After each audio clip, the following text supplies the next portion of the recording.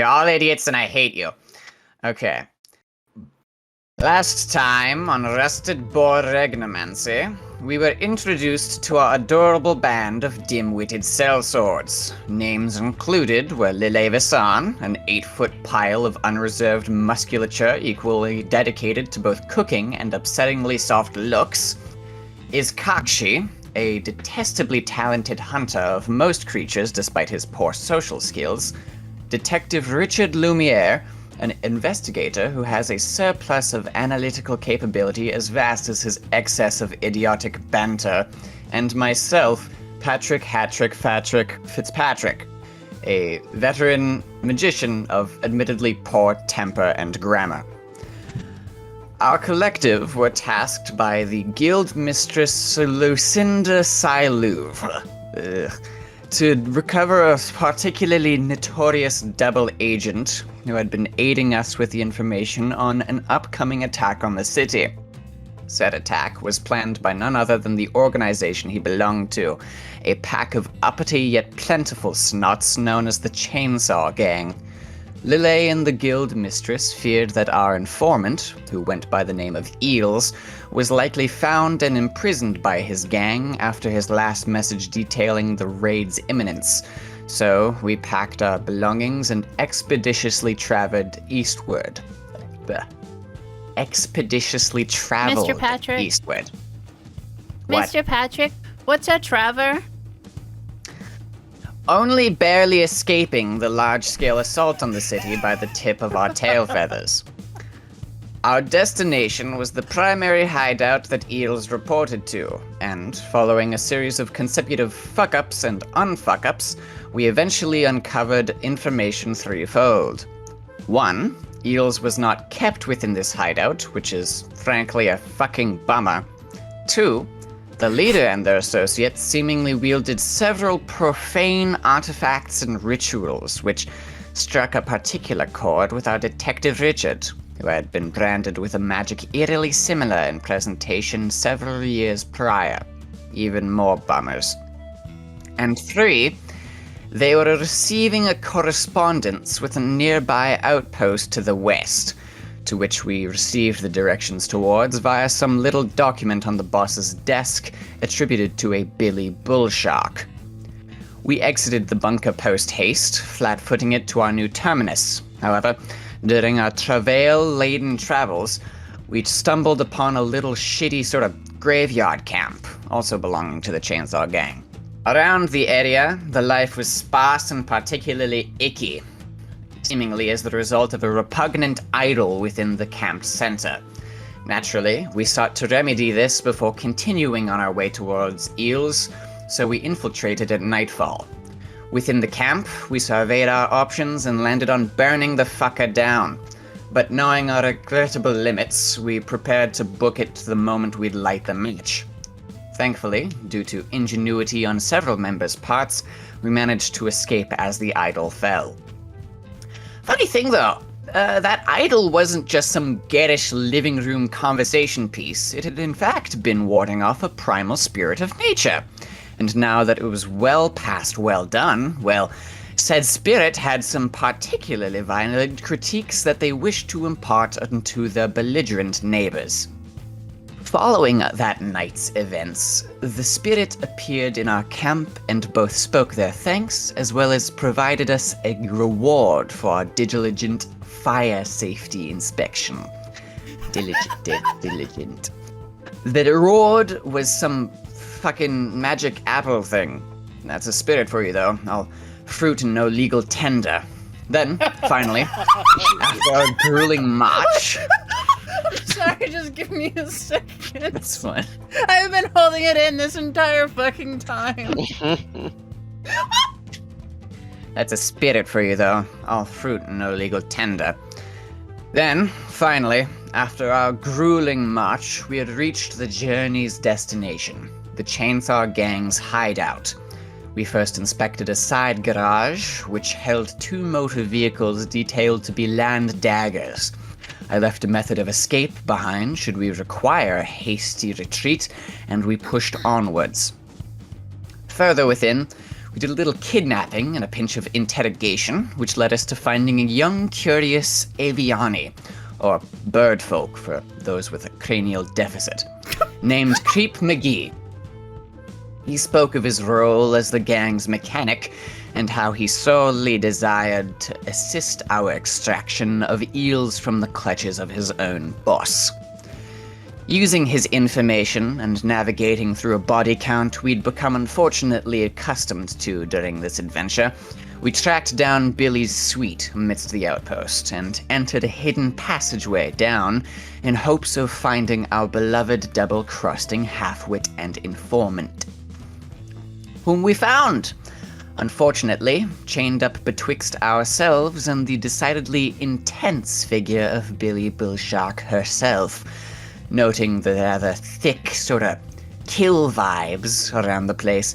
We all moved to intercept in different ways. I, myself, tossed an apple I had been gifted at Eels in hopes of somehow confusing the occult procedure being applied to him. On a fluke, it did the job, and next on the docket was eviscerating the boss, though she had gotten significantly larger and toastier than before. Iska, in retaliation, transformed into a monstrous, powerful were-tiger and launched the assault, followed in tandem by a barrage of magical effects from Richard. Meanwhile, I simply attempted to retain Billy's ire long enough for my companions to do the job, and Lily tried her best to keep us from eating 16 species of animal feces in the process of combat.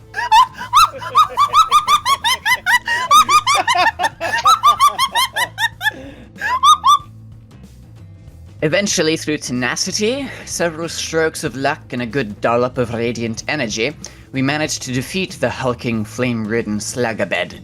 Richard lamented a distinct lack of information towards the root of Billy's magic, but was ultimately sated by the consolation of an odd, malevolent orb being recovered from the assailant's ash-turned torso.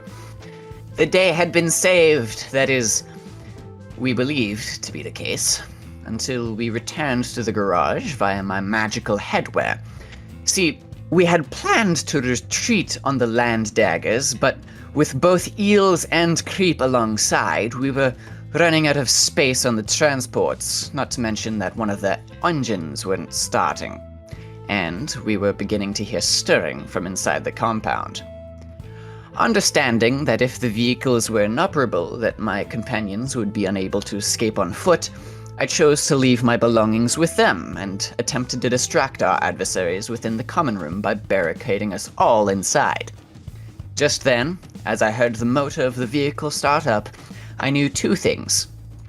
Firstly, that they would make it home safe and that I had done my job. And secondly, that I sort of fucking regretted better getting the door instead of just locking it. I could have just, I might have been able to just turn around and get on with them in hindsight. I don't know. Anyway, the rest is sort of a blood-fueled murderous blur. I remember a lot of stabs, just a lot of them, both given and received, as well as I vaguely recall the sound of dark extraplanar whispers, but that might have been just the blood loss. Either way, I eventually crawled my way back through the place, to my hut in the ritual room we had defeated Billy in, and I sort of just splatted into it.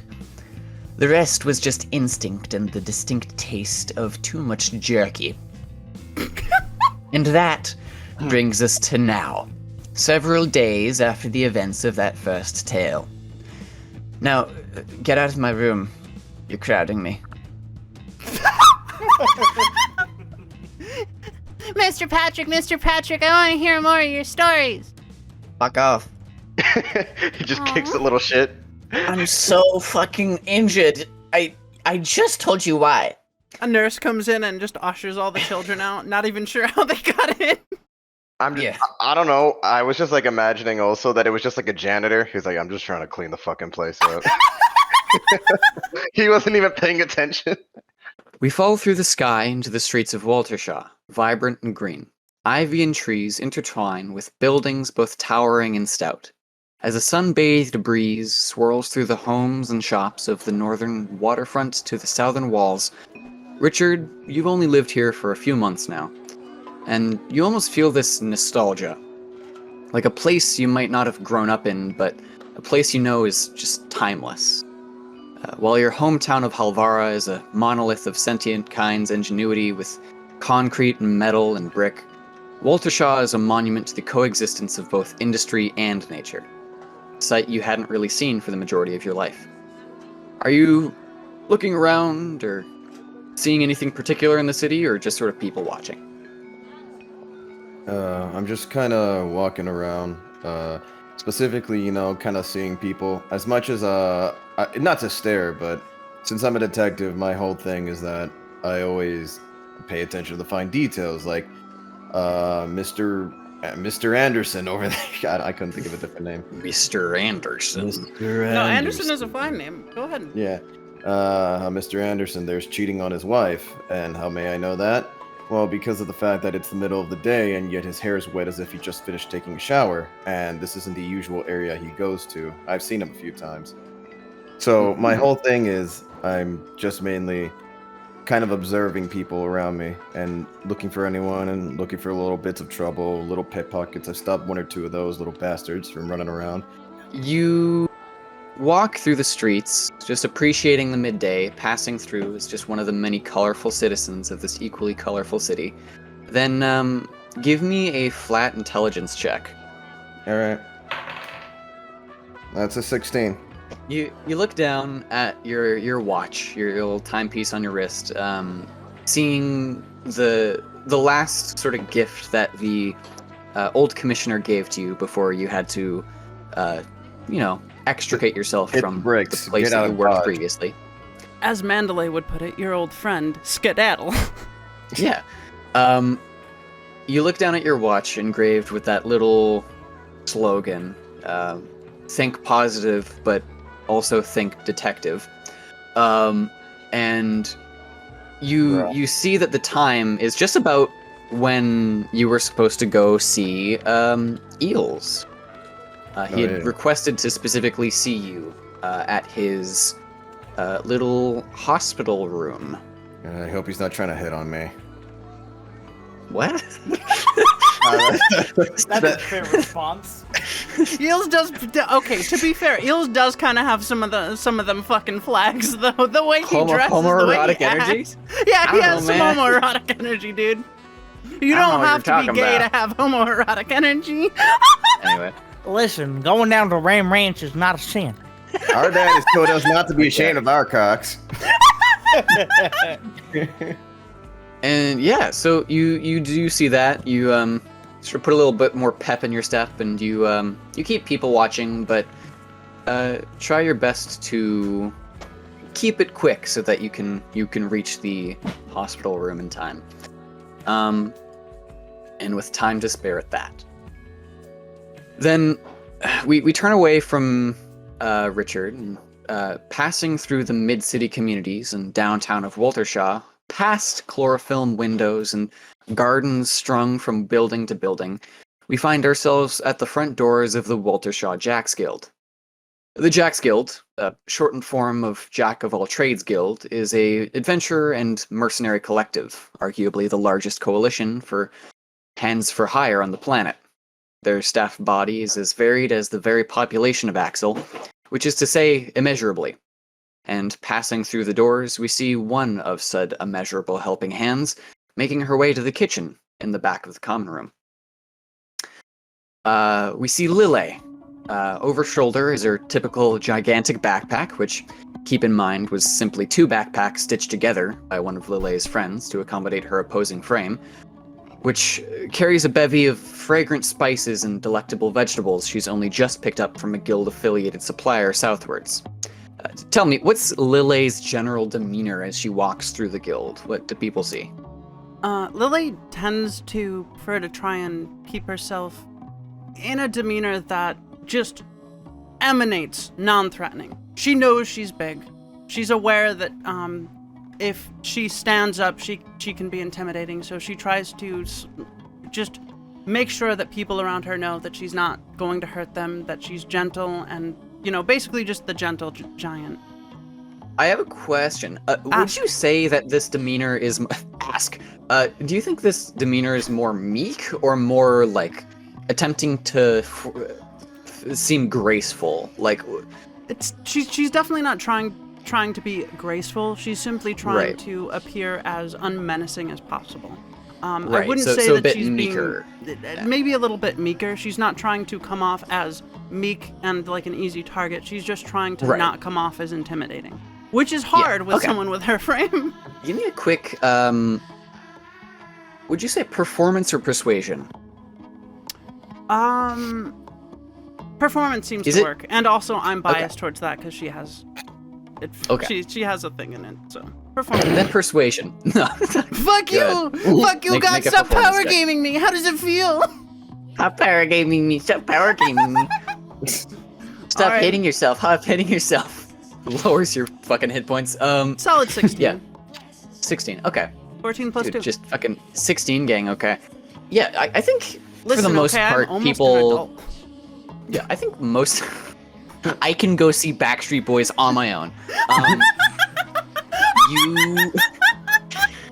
I think you're. It's not like you haven't fooled people. I think it's just like you've made a good reputation for yourself for being that sort of aware of your own intimidating presence. And I think most of the people in the guild, save for some of the new people, who I mean, see a fucking 8-foot tall redhead woman walking around with giant pots and pans, and they're like, "Oh shit, What the fuck? goddamn." My Viking Yeah, mommy? I think, mommy. I think Mommy? for the most part you're good. And as you are good, you make your way into the back room, barely being even given a second glance at this point from the regulars. This kitchen is practically a second home to you now, and essentially every Jack here knows it. Walking in, you see the familiar face of Patoon, the head chef of the Walter Shaw branch. He's a kobold in this very sort of standard guild outfit who has this constant high-strung energy about him that permeates his every action. It's not necessarily a negative trait. His disposition makes it a speed demon during the lunch and dinner rushes. But absolutely. you can't help but sometimes feel bad for the guy, given how stressful a full-time cook's job already is. You see him right now, just sort of taking drags from a thin-looking hand-rolled cigarette and exhaling it in even shorter bursts out the window, like a prolonged gunfire through his part draconic muzzle. And he looks up at you after a fleeting moment, nodding and saying, "Hey, there you are. It took you a bit. I was getting worried." Wait, question. You said he was a kobold? But you said Yes. draconic. So do you mean like one of the little dracals, or do you mean the little furry He's a little drackle. He's a little drackle. I was confused there for a second, because I know we have Yes. kobolds as the little doggy-like Yes. dudes. Yes. It gets confusing with all the lore behind all the different fucking systems. We've written a lot for this campaign. It's fine. And that on top of it as well, yeah. Anyway, sorry. Yeah. Continue. He's looking at you as like, "Hey, I'm glad that you're not dead," you know? Okay. One sec. I'm getting into character. Drink a full bottle of alcohol. Good point. Good point. 1 second.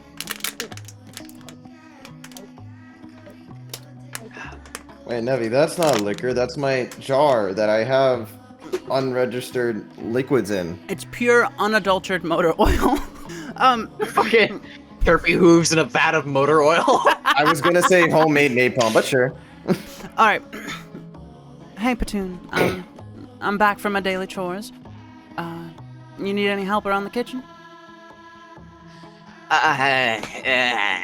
He sort of shrugs very violently. You know,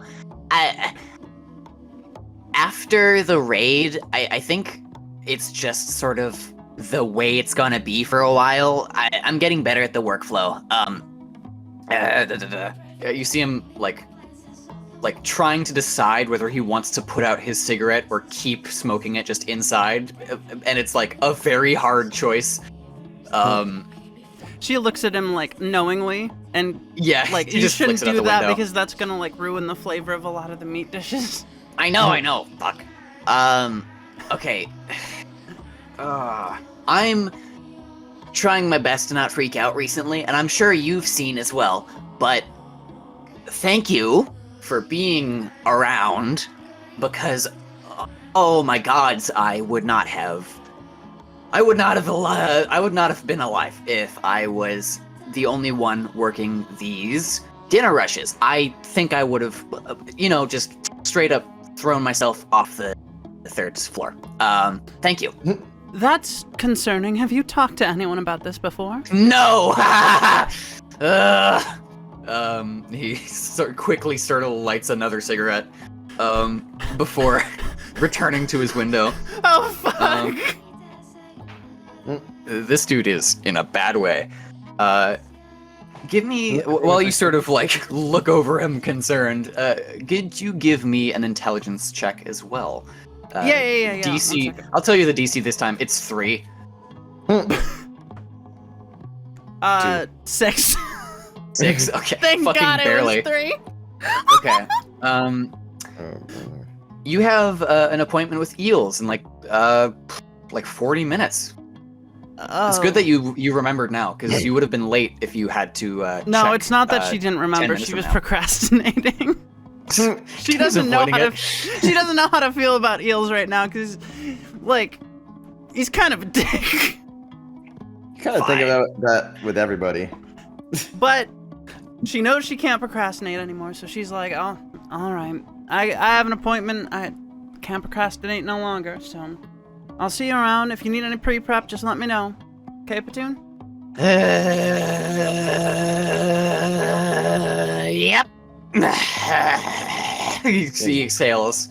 In her head, she's like, "Note to self: find Platoon a good therapist." You can see as he's exhaling, he's just letting out just a straight line of smoke out the window. It's not even like floating up; it's just going horizontal. And Okay. finally, we sort of telescope out from the window that Platoon is coughing his smoke through, and we see the streets once more, to a place of rest and care. On the wall of this wooden tile building draped with ivy, we see a charmingly printed lemon yellow sign that reads Sunflower General Infirmary. Vines nuzzle up along the several stories of reinforced architecture, and we follow the path through a wide open window into a room warm with the sunlight's rays, lined with carved furnishings and separated down in the middle by a large canvas partition.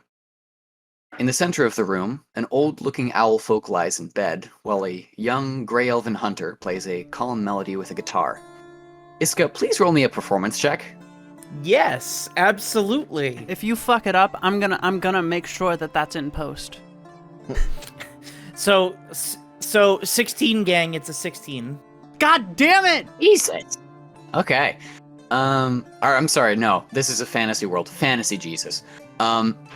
You're sort of plinking along the guitar. You're getting significantly better. I think you're at the point where you're proficient with the guitar, but you're definitely not like masterful, which is about where Patrick expects you to be.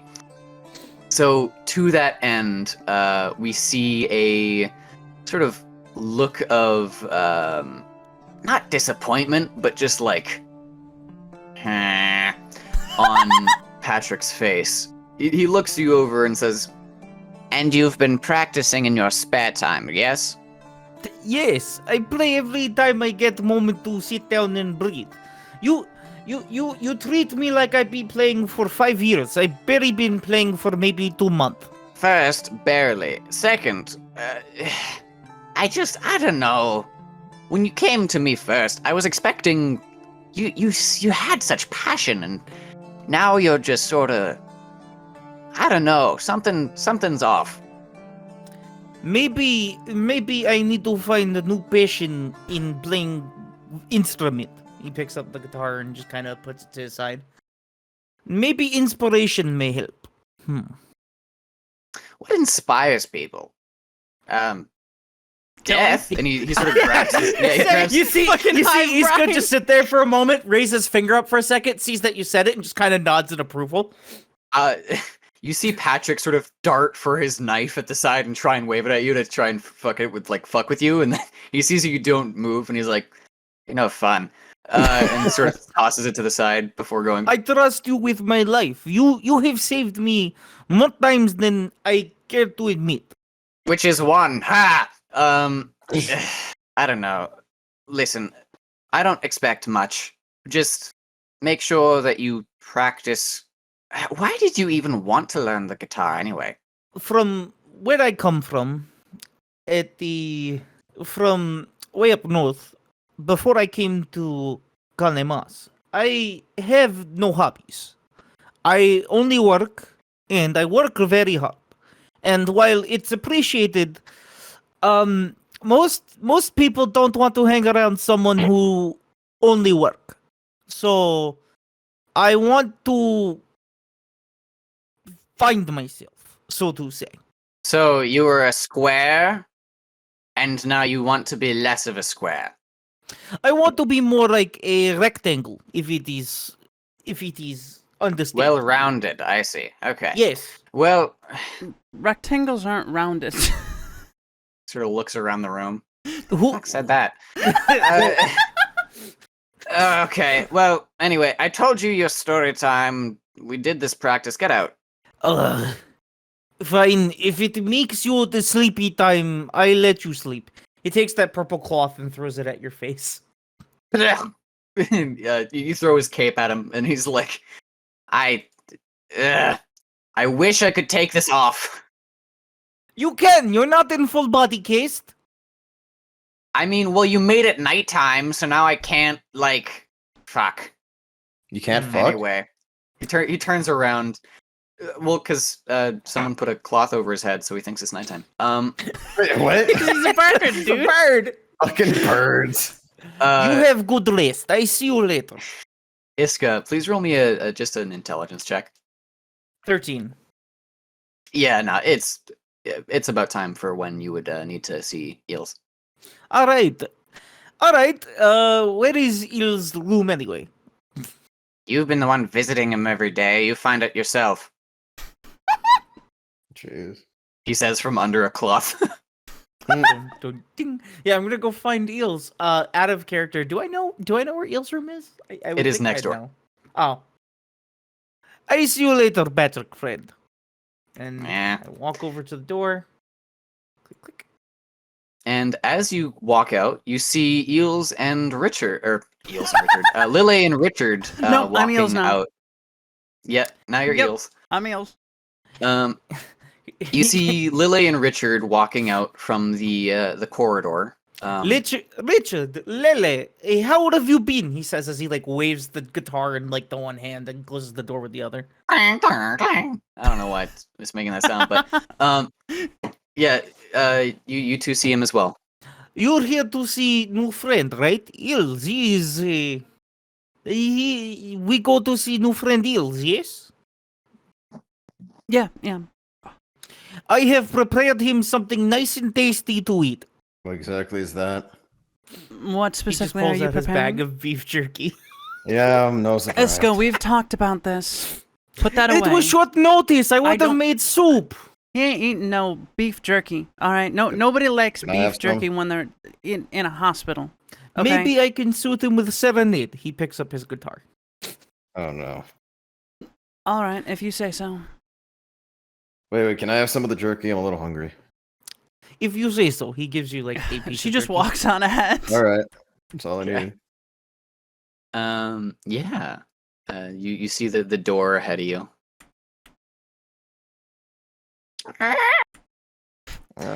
Walking in, you see the same warm oaken scenery with the rich smell of sun-baked lacquer. In the far corner of the room, lying in a bed with the curtains drawn to avoid as much vitamin D as physically possible, You see Eels.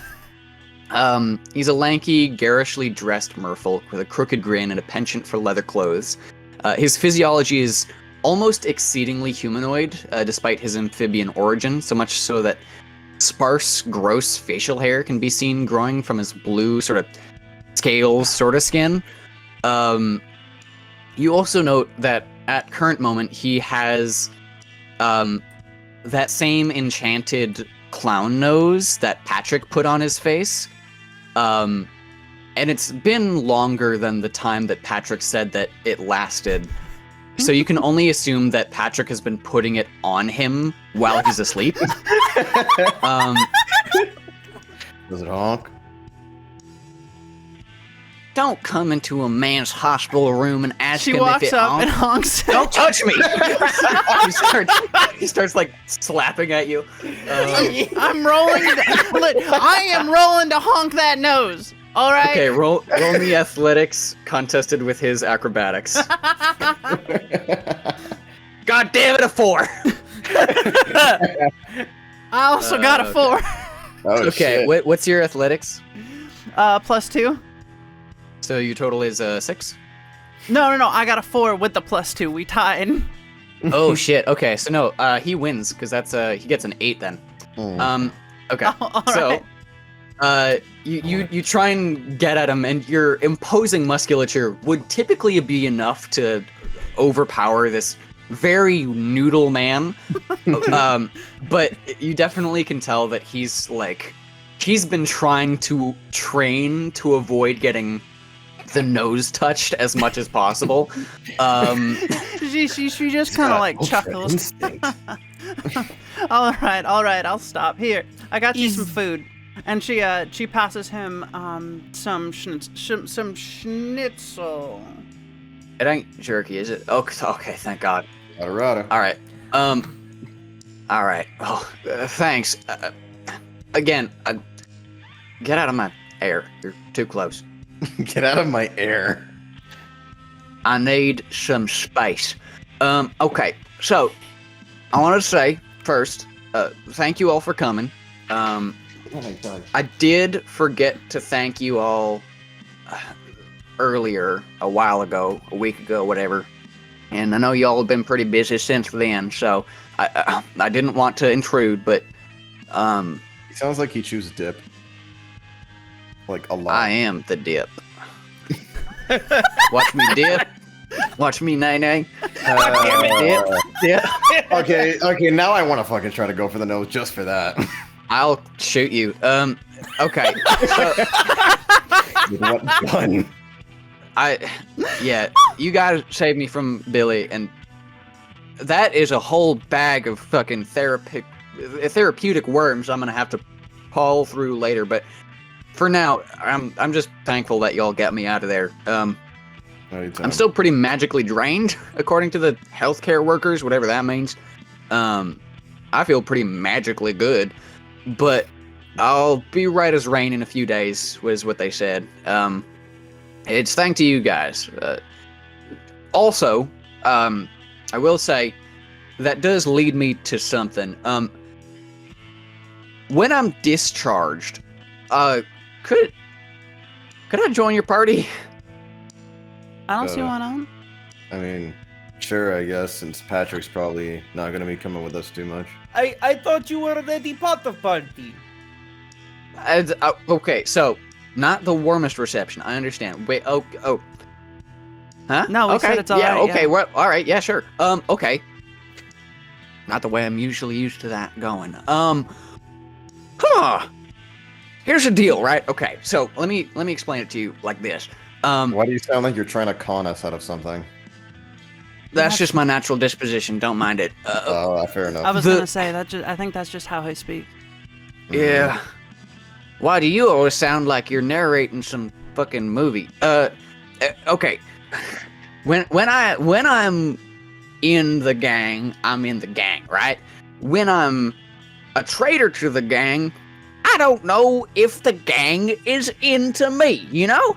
That's sort of where I'm at right now. They're definitely probably pissed at you at this point. I don't know who Billy ratted out that I ratted on them, you know? So before you know, he makes a very visceral sort of motion with his thumb to his throat. Lily looks to him, and then like, it looks like she's thinking, and then she's like, well, she only had about 3 days when she found out, correct? So she couldn't have ratted out too much, and with that stuff she was doing, she was definitely keeping it secret from the rest of the gang. So here's hoping, maybe. It's real up in the air. Yeah. And truth told, even if I was to go at it alone, I don't want to be looking over my shoulder every day. It's one good blackjack to the back of the head, as it turns out, and I am toast. So, It is okay. in the meanwhile, Because as you can see, there are plenty of us who are taller than you. We can look over a shoulder for you.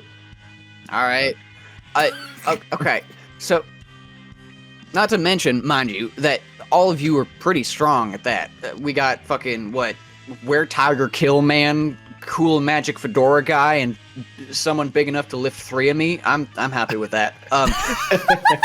So, one thing I do want to stipulate: if you want money for it, I will pay you a good amount of my wealth if it means that I can pay off some of y'all to be like bodyguards or something like that. Or if listen, I don't think all right, I'm not exactly the party leader here, but I don't think we need you to pay to be in the party. Usually, as far as the guild goes, it's pretty standard operating procedure for us to, like, you know, split the wealth of quests and stuff.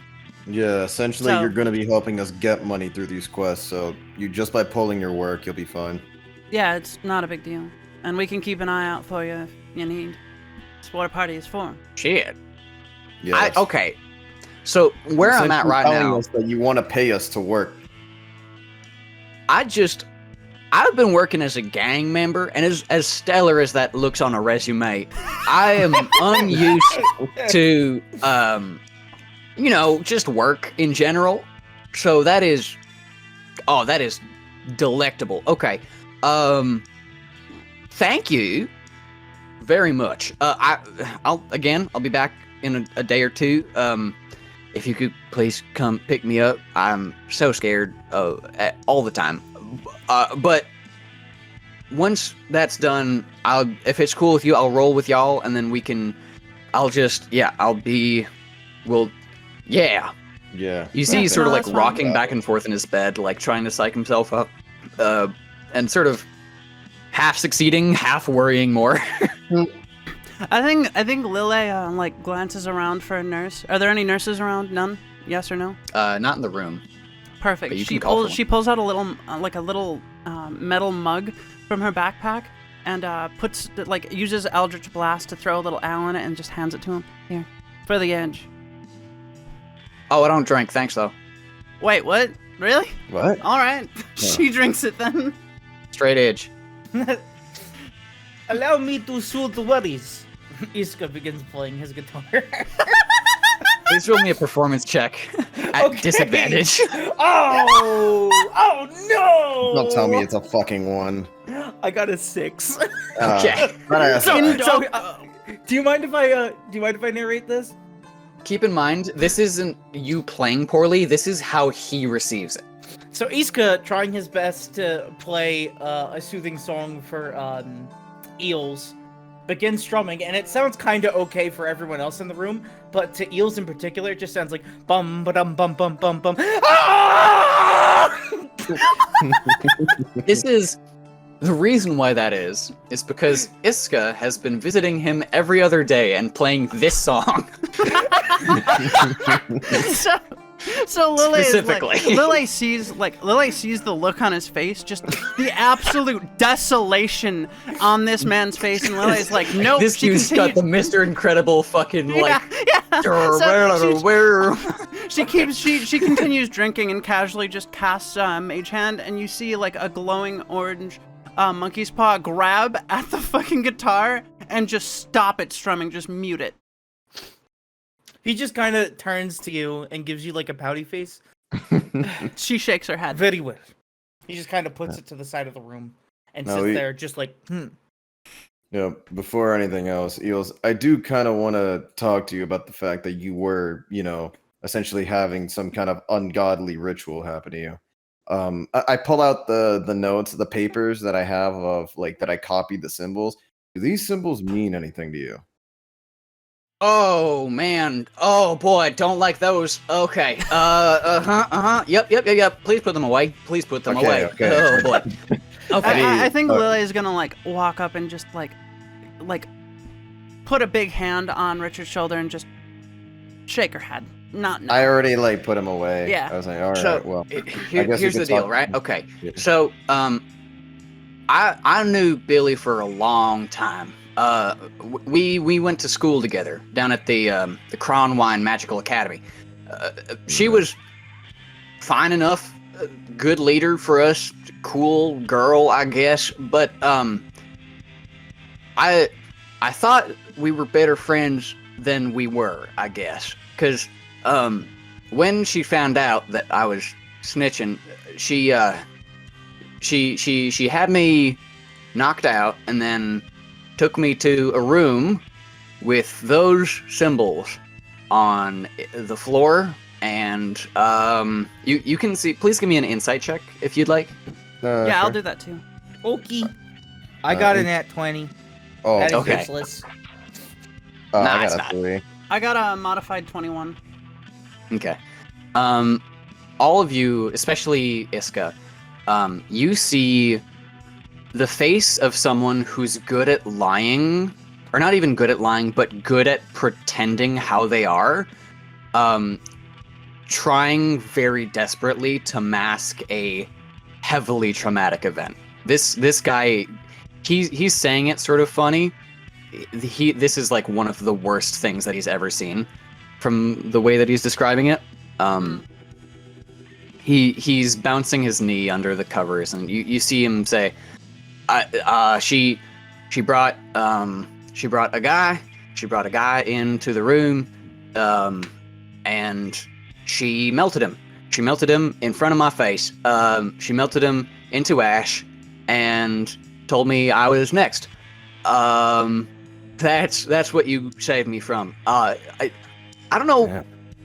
Something about being shown what is gonna happen to you. Yeah, Don't it's make it feel better. Yeah, it's a common intimidation tactic, especially, well, I guess in this case, torture. Well, No, hey, bud, Mick fucking worked. I Yeah, felt it's real usually- interrogated. I'll be Yeah, honest. Trust me, that usually does. So, anyway, she said that she was gonna use that to, like, I don't know, like suck my energy out and regain her own or something. She said that she'd lost hers and she wanted to. I had like potential or whatever the fuck. I don't know. She was. So wait, this Yeah. type of ritual was able to steal It magic? sounds to me like Billy was psycho bitch. I love the image of while he's describing this, and then like it's like, wait, and then just Richard muttering, "Wait, she can steal magic? Wait." So, Yeah, so like it's I'm used writing for it transferring? down. Like, yeah, no, absolutely beautiful. I love it. Okay, Um, now You need not have to remember anymore. If it hurt you here, and he points to his head, it will hurt you here, and he points to like the body. He just like gestures to the body. He looks points at to, you like, and he his- says, "Didn't hurt nothing. Shut up." And he sort of turns over in his bed before saying, "Listen, what happened. I'm unbelievably appreciative that you helped me get out, and less appreciative of one other." And he sort of, you see him knock on the wall behind him. Before saying, what's done is done, and what can I say? Hey, he sort of outstretches his arms before saying, once an ale, always an ale. Easy to slip out of any situation, huh? I think with that, Lily's gonna like pull Iska aside quick. Iska, come here. We should talk. I'm Hey. so cool. I'm so good and He cool. just Alright, follows so you just over like to a- like the side of A the room quick here. thing. Alright, I was just wanted to say while you guys are doing that, Richard's just kind of like giving it, just like kind of finishing up and saying stuff like, "Oh well, if you remember anything else, let me know." Yada yada, stuff like Yeah, that. basic detective things. Yeah. I ain't an arc. So Lily's gonna Sorry, like, Maybe. it's gonna. Do you still have your apple of Goodrid or whatever? Yes, I do.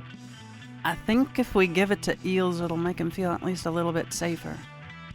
It is the thing that saved him, and I don't have mine anymore because I used it. You see Iska sit there and ponder for a moment, and he just kind of nods. I don't see why. I don't see why I don't have to give it to him. If he needs it, I give it to him. Just one moment. Yeah. Okay. You see that he just pulls it out of his like pouch.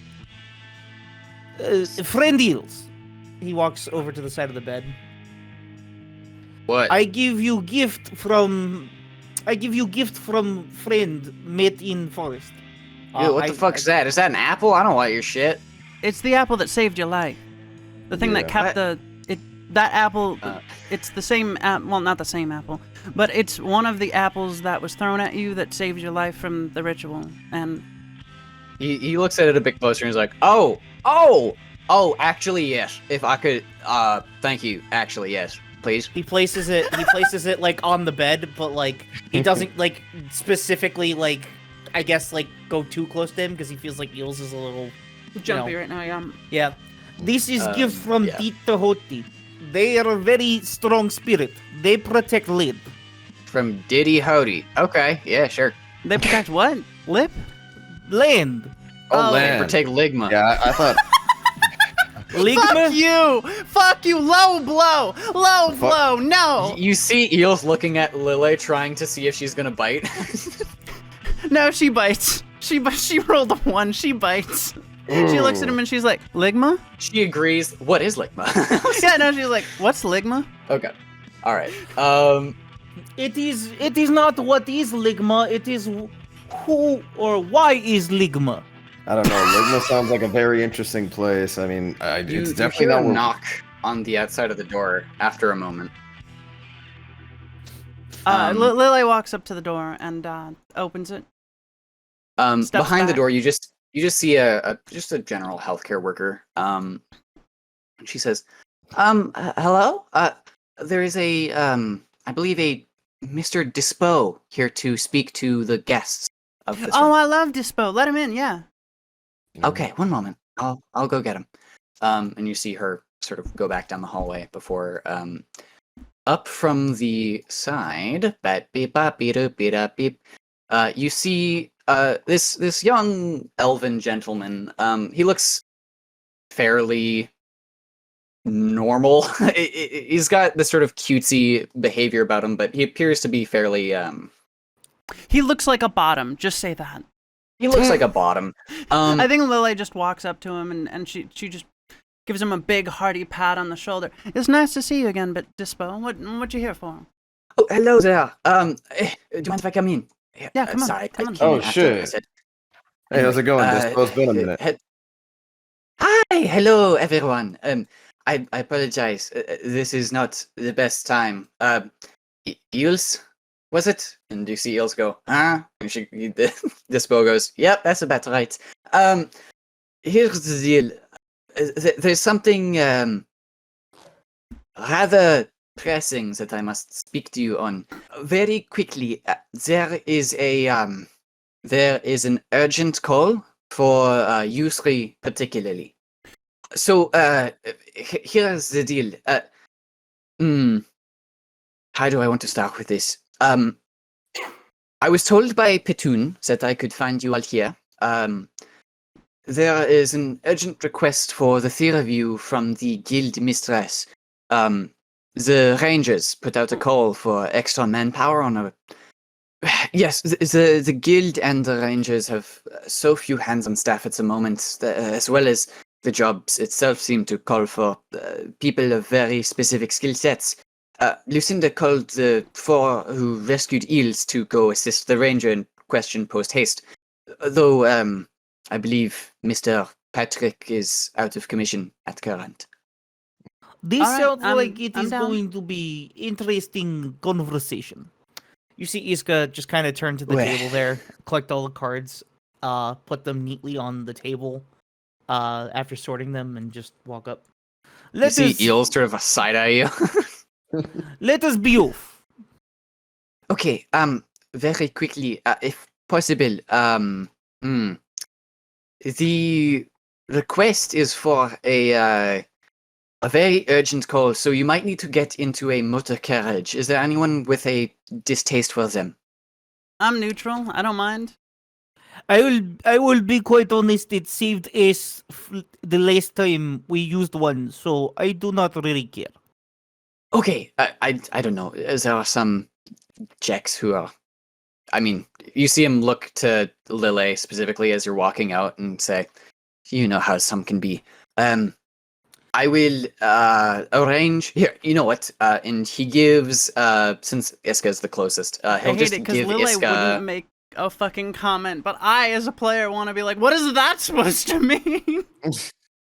He gives Iska a payment for exactly 3 persons' fare. And he says, "If you could make your way to the northeastern market garden, that would be appreciated." Oh, not market garden. Sorry, I'm so used to the terminology. It was the greenhouse market. Richard, come on. Oh, We gotta sorry, go. my bad. I was thinking about something. We got a mission. All right. Is there anyone in particular we are meeting? Oh wait, one last thing before we go. Where? Richard just goes back, runs, and tries his damnedest to honk the nose. Oh, god damn. Please roll me a athletics check. All right, let me do it right now. 9. I got a 7. So you press the nose. You press the nose and it goes fuck off.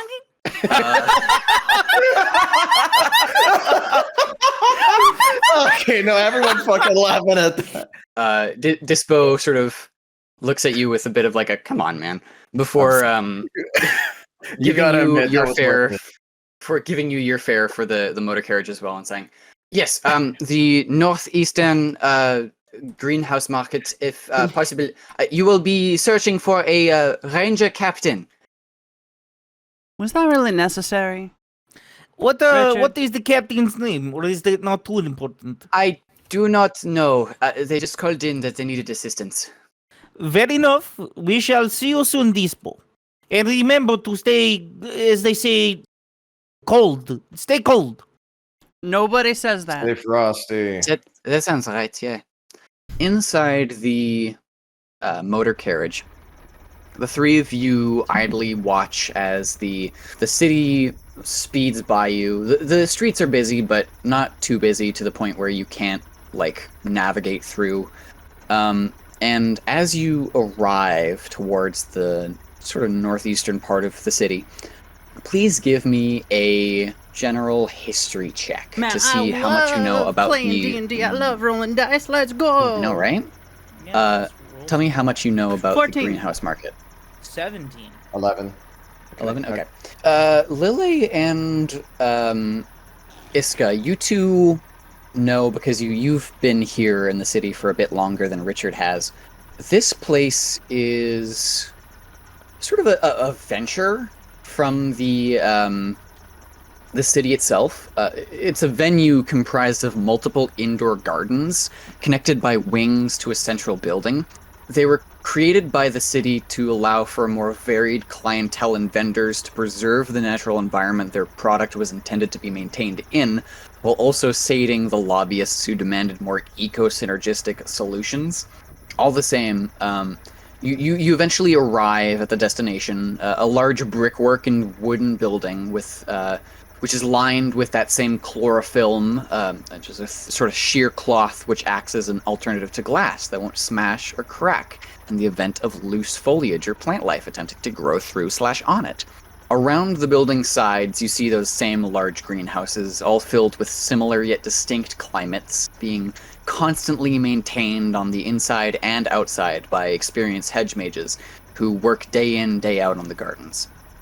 As you get out of the motor carriage, pay your fare, and walk into the grand archway entrance.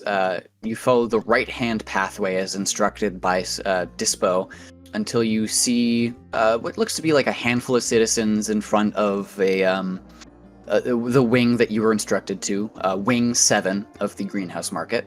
A bit farther down the hallway, we see a young looking half-elven gentleman with bright pink hair. He seems to be wearing the typical ranger's uniform and badge, but over top he has a heavy-looking navy blue raincoat and this sort of bright hand-knit plaid tie he wears tightly at his collar. He looks fairly bookish, with a circular pair of glasses which frame his oddly piercing eyes that look to you as you come his way. He doesn't say anything, but straightens up and seems to anticipate your approach. Okay, listen. Lily knows nothing about fashion, but she knows that is fucking wrong. That is a fucking disgrace. But she won't say anything about it because she's too nice. Iska properly walks up to him and he goes, "Are you the ranger captain?" Good to meet you. I am to assume that you are the Jacks. That would be correct, yes. Good to meet you. He extends a hand to each of you. My name is Ranger Co-Captain Hilbren Apothis VI, approaching as the accounting lead and the Walter Shaw municipal watchkeep, though I'm aware that's a bit wordy, so just Captain Hill works fine. Good to meet you, too. You can brief us whenever you want. I'd like to get this mess sorted out as soon as possible, if possible. I said possible twice. That's weird. I'm weird. He nods and sort of takes his hands out of his pockets, fiddling with two sort of sheer gloves. Good to hear that there are some professionals amongst us. Good to know. A customer of this establishment left a complaint to the information desk of Wing 7, which described a distinct individual acting erratically. The description was forwarded to us, and it matched the write-up of a suspect who had evaded us for quite a few times now. We received this call just about an hour ago, so we're still fairly hot on the trail. What I need is your three's help is backup as we go through the vendors here, and hopefully gain a lead on where the suspect is headed, ideally arresting him, for several ongoing counts of property damage and magical misuse. Richard, any questions so Richard, far? What was it called? Like the perimeter thing that you cops do? You mean set up an area of investigation? No, like securing the perimeter. That's what he called it. Have you secured the perimeter? Unfortunately, due to the nature of the case, we have significantly less people on hand. I myself, like I said, I'm part of the accounting division. My cohorts, he sort of motions out the door, are still dealing with the aftermath of the raid, and another issue that has to do with plant life. I don't want to talk about it right now. But for now, the only people that we have is us. And to that extent, we have to simply be as diligent as possible as we sweep through the wing. All right, then. Before we do go out to do anything too crazy, first and foremost, who's the squishiest of us all? Who gets hurt easy? Me. I mean, not easy, but easier than you two, probably. Richard, she passes you a pepper displacer tongue jerky, which I'll just send to you right quick. In loot, I'm assuming, right? Or consumables, no. Consumables. All right. And what's your AC? I hate to say it like that, but what's your AC? 10. All right, she hands you a croque madame as well. You can eat it, and the next 8 hours you will have a bonus to your AC equal to my wisdom modifier, so you'll have 13 AC. All right. Heavy.mp3. And that'll be like her preparations. The ranger captain would look to each of you and say, just so that we're all on the same page, he sort of puzzles over his thoughts for a moment. I'm going to tell you the suspect's name. He puts up sort of air quotes and his previous charges, but if you laugh, I need you to get it out of the way now before anything conflictful happens. This is a dangerous individual and we can't have any slip-ups. All right. The suspect's name, he repeatedly refers to himself as, is the Pea Wizard. He has previously turned a woman's house into just a lot of soup, turned a children's school teacher into a toad with a funny hat for a month, and has a running fascination with summoning inordinate amounts of string-shaped cheese within public swimming areas. You mean penis wizard? Like, is he like trying to be a knockoff of cock wizard? No, Pea Wizard. PEA. Oh, PEA. Oh, like a pea soup, like, yeah. Oh, Hmm. like the Princess and the Pea. Obviously, we can't let this person go unpunished. Yeah. Now, I'm aware that you three are jacks, so you may have a predisposition towards purchasing curios, but remember, the first priority is ascertaining the wizard's path and whereabouts, given that he was seen shopping in this wing. And the second is making sure we're well equipped. I won't complain if you need something, just don't spend a few days browsing. If you could all please give me an insight check, I'd appreciate it. All right. Yeah, sure. Nat 20. 15, 16, All right. 17, 18, 19. Okay. 11. All right. All of you see on his face that he's half telling this to you and half telling this to himself. You see him fidgeting with some audible knickknacks in his coat, in his pockets. He looks like a collector type. You, in particular, Richard, would see that his tie is very clearly made by hand. His glasses are very clearly, like, antique. This dude looks like someone who would go to flea markets just to get weird shit. Oh, like me in real life. That's where my He's old literally me, umbrella. for No, real, no, for like real. that's where my old umbrella and a lot of my old wardrobe came from. Just an old antique store. All right. Are we all ready to go? Yeah, Yeah. I'm all right. Excellent. You see him take the little windflower-shaped badge that he has on his coat, sort of talk into it for a moment. He says, "We are entering the suspect's last seen area," and then he just sort of places it on his coat again, before saying, "Let's go." Right. And as you turn the corner, you see a large area. It is a quite magnificent sight. A large sort of greenhouse kept market. You see those same chlorophyll windows, the several sets of like brick wall, maintaining a sort of archway over the top, and bright rays of sunlight from the coastline are bleeding in through the walls and ceiling.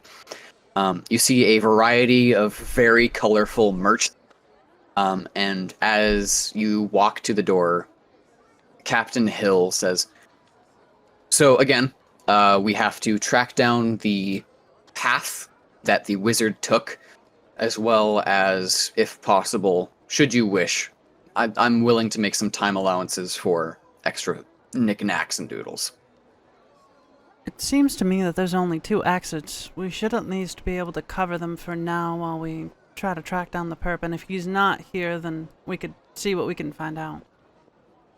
To my awareness, the perpetrator is already gone. And not to Understood. mention that I mean, truth told, I'd prefer to have as many people on the team looking for him as possible. Speaking of, Lily looks back. sir- Isco, what are you doing? Come on. Sorry. Here, kitty kitty. Here, kitty kitty. Do not patronize me. That is very rude. It is very lewd, isn't let's it? go. I said rude. And what do you think of seeing Hill again? This is the toddler that you saved at the beginning of Axel Flat Weekends. Really? Oh, fuck, you're right. Hillbrand Apathis VI. He needs a beating. He's got no fashion sense. I'm joking. I mean, you're the one who gave him a fucking raggedy-ass pink tiger. That's Infused where with a he's tiger developed soul? Most of it.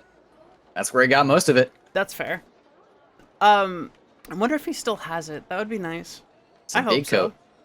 It is a big coat, and he does have a lot of stuff in there. He's also using both his birth name and his mom's name. This is the thing I love about these.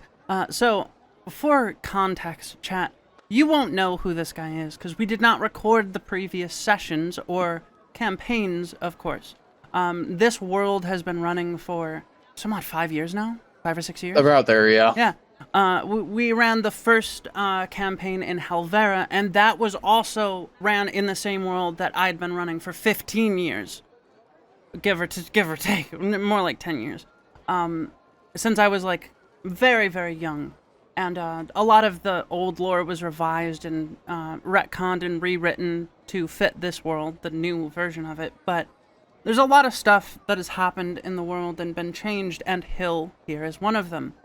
I won't go too deep into it because that's a separate campaign and it has no place here, but it's, for us as players, me and Reese at least, it's really cool seeing, like, a character who we interacted with in, like, some 30, 50 years ago. In world, mind In you. world, We're in not world, yeah. 70-year-olds. I mean, I am, but that's irrelevant. Yeah. But it's really cool to see characters grow and change naturally in the world. Da-da. What? How do I... Oh, okay. It dismisses on its own. All of you are free to wander and interact with the shopkeeps as you would like. Do we have any kind of description of this Pea Wizard? Sorry. Piss wizard. The Pea Wizard, to my awareness, had pea-colored clothes. I think he was dwarven. I'm sorry, I was told that this was the case. I'm part of the bookkeeping division, so I don't keep as many of the actual case notes in the forefront of my mind, but I can tell you for sure. And he actually, like, you see him whip out a little notepad and says, okay. Pea Wizard. Pea-colored robes, conical hat, dwarven, large beard. Alright, what color was the hair of the beard? Gray, it seems. Alright. Any, do you guys have, like, any form of description of how he acts? Like, has anyone seen him long enough to be able to? We should probably just ask around for the description and see what we can rustle out. It is best if we split up and ask questions on different sides of market. Richard, Yeah. do you want to take this immediate area while Lele takes the right area? It sounds fair to me. Alrighty, and I will cover this area up here. Sounds good. Here's the thing. We need a call before we split up. We need to make a call to understand if someone needs help. I was thinking along the lines How of... about we just scream? How about we just Yeah. scream? Screaming we seems could- pretty... You know what? Yeah. You know what? I have idea. If it gets really bad, I will roar. It will be easy to distinguish. Alright. Okay. Even for me, that's kind of weird, but I don't mind. You're a sweet boy. Oh, wait. We're all supposed to roar, or? Let's just move on. No, I will. roar. Yeah. You know what? It's not a big deal. Let's split. That was... Oh wait, you had something to say, funny little man. Captain Hill looks at you and says, You get used to it. I would hope so. He's a little eccentric. He's from the far northern wastes of Podotnik Boski or something like that. Yeah. Podoshnik Bodny? That's Ah, the I one, see. thank you. That is the place. Why'd you say that like Borat? That's my wife! That's my wife! All of you are thought the being same incredibly thing. insensitive. This is a right. very, very well-trained gentleman who's come from a far land. Go fuck yourself! Okay. So we're just asking people if they've seen anything, essentially? I mean, it's up to you how you start, but, Yeah, I think Lila is just gonna straight up walk to this Aviani. Excuse me. I think, yeah, we'll do Lille, Richard, Iska, and then keep doing that pattern. Yeah. Excuse me. We're looking for a particular man by the name of Pea Wizard. He's wearing robes. I don't know him. Get out of my business. Insight. Before the Okay, dude walks sure. away, insight. Natural fucking 20. Nice. This dude is a pedestrian eating food, and he thinks you're selling him something. I put my hands up. No. I'm not selling you anything. I work for the Jacks Guild. We're specifically looking for a particular man who's been causing a lot of trouble for civilians just like you. All right, I don't care. You see his face from the natural 20? You can tell that is 2,000% the case. Bye. Lily doesn't want to be mean, but Nevi does. All right, you can move on to the next character, and then I'll just move up and talk to this one after. The Aviani leaves the building because he feels like this place isn't good enough for his privacy standards. You're in public. What are you talking about? Wait. Quick question. The Aviani, was he eating something? He was, yes. Is he taking his food with him? Yeah. Yeah, I want to use my regnomancy. What? Why? I wanted to make it so that way he trips and falls on his own food. Okay. Okay. He trips on his own skewer and dies as it falls through his eye socket. You know what? No, I'm down for that. That blood's on Let's your go. hands. Fuck it. Shit. I'm just like imagining it happens right Screaming next to in pain. Richard, and I'm like, what the fuck? He's dead on the floor. I love you, Siege, but that's such a. You always use your agnomancy for the stupidest shit. And yet it worked out in my favor. This guy, you see this guy right here? Fucking dead. He's not dead. He's just in critical condition and has to go to the infirmary now. Yeah. Okay. Why do I feel like the massive amount of catharsis is happening on right? All right. You're up. All right. What kind of race is this guy? This big guy that I'm looking This is an orc. You see the gentleman has just sort of large lower tusks on his chin. He looks pretty hardy. He has a traditional chef's outfit on, and he has rolled up sleeves. He looks pretty just like a chill guy. Hey, what's up, big guy? What's on the menu today? Oh, this just some stuff I whipped up. Looks nice. Thanks. Traditional tundra orc cuisine. Sick. I'll take a plate. All right. 5 copper. Wow, good deal. Here. Hey, try my best. Yeah, you know what? I'll let him. I'll be like, keep the change. It looks good. Sounds good. Thanks a lot. You actually see him toss an extra skewer on top of your food, and it's like, hey, you paid for it. Fair enough. And you have now just 2 days worth of meals of what Sick. looks to be pretty nice seafood. That's classic orc. Like, All right. I do want to eat a little bit of it, but while I'm eating, I'm like, wow. I'm like complimenting the food. I'm like, wow, this is actually really good. You're good at your job. Damn right I do. damn right I do. Wait, what? Well, hey, I'm not just here The to translation from Orcish to English isn't perfect. Yeah, well, as much as I do enjoy the food, I can't. That isn't the only reason why I'm here. My name is Detective Lumiere. I'm working with the Jacks Guild, and right now we're trying to investigate about this guy named Pea Wizard. He's been being an overall dick to everyone around here. Man, I don't know much about it myself, but I did see. Did he look like a sort of short little guy, sort of greenish, yellowish clothes? Yeah, Whitebeard. Yeah. No, I saw him speaking to. He points to the gentleman with the magician's hat. I saw him speaking to the gentleman up there, and that nice lady over on the left. He points to the farmer who has the sacks of manure around her. Oh, thank you so much for your time. I really appreciate it, Mr. Oh, Argoso. Argoso. Thank you so much for your time. Great to meet you. He extends a hand over. It's very large for a nice handshake. I meet his hand with mine. Great to meet you. You too. Hope you have luck in that Pea Wizard hunt. He says, sort of seeing how the words taste in his mouth. Yeah, fair enough. Thank you. Hope so too. No problem. And then, as you walk over to the magician, Iska, what are you doing?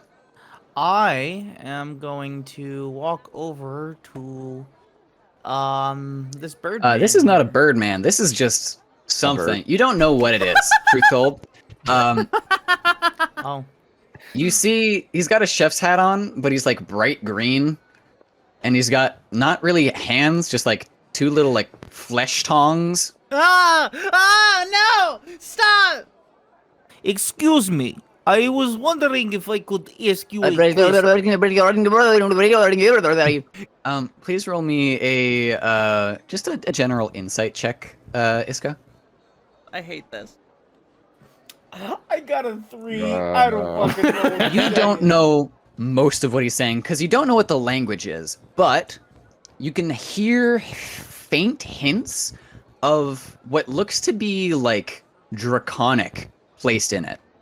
And then like several other portions of different languages as well. Oh no.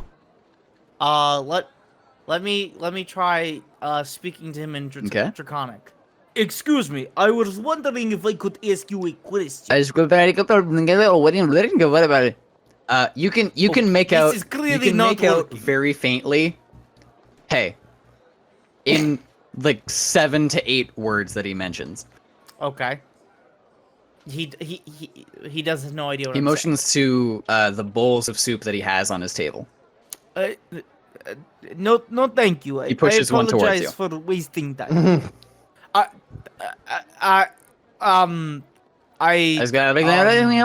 oh, okay. I pick up the bowl. It's Is soft. there like any It's- silverware? You hold it in your hands. Please roll me sleight of hand just to sort of feel what this is. I got a 1. Okay. As you Oh, hold it in your come hand, on! you squish it and it's cake. And it squishes in your hand and goes. I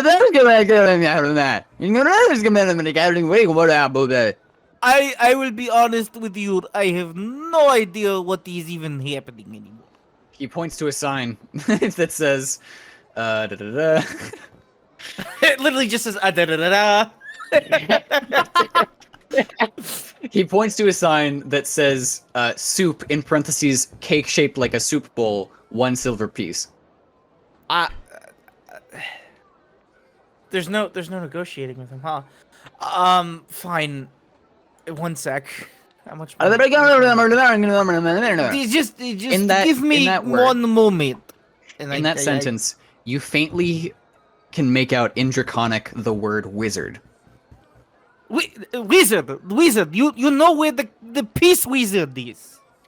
He points at you. I drop a single gold piece down for Okay. him. He eats it.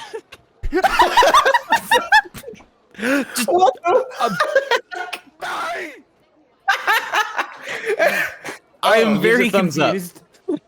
But he doesn't really have thumbs, so he just sort of gives a finger up before saying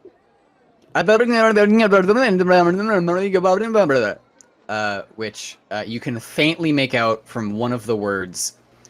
He said falsehoods, and he points to the what would be for us on the overhead position. He points to the east. I thank you. I thank you very much. I just kind of leave. I just take the cake with me. Give me just a quick perception check. Perception. Modified 18. Okay. So, about the place that you just walked past, you saw a flyer board for several different businesses. With a quick glance of your eyes, you see several stand out, but the one that catches your eye the most is looks to be an independent wanted poster, which describes horrific beast wanted dead or alive. Hunts on the northeastern coast of Conmay Moss, past Veldon's Rest. 6 confirmed dead believed to be by its hands. 10,000 gold coin reward. Damn. I'm holding this piece and I like. As soon as this business is done, I must go and take care of this. This is very big. There's some other posters as well if you're curious. Oh boy, let's take a look. Okay, God damn it!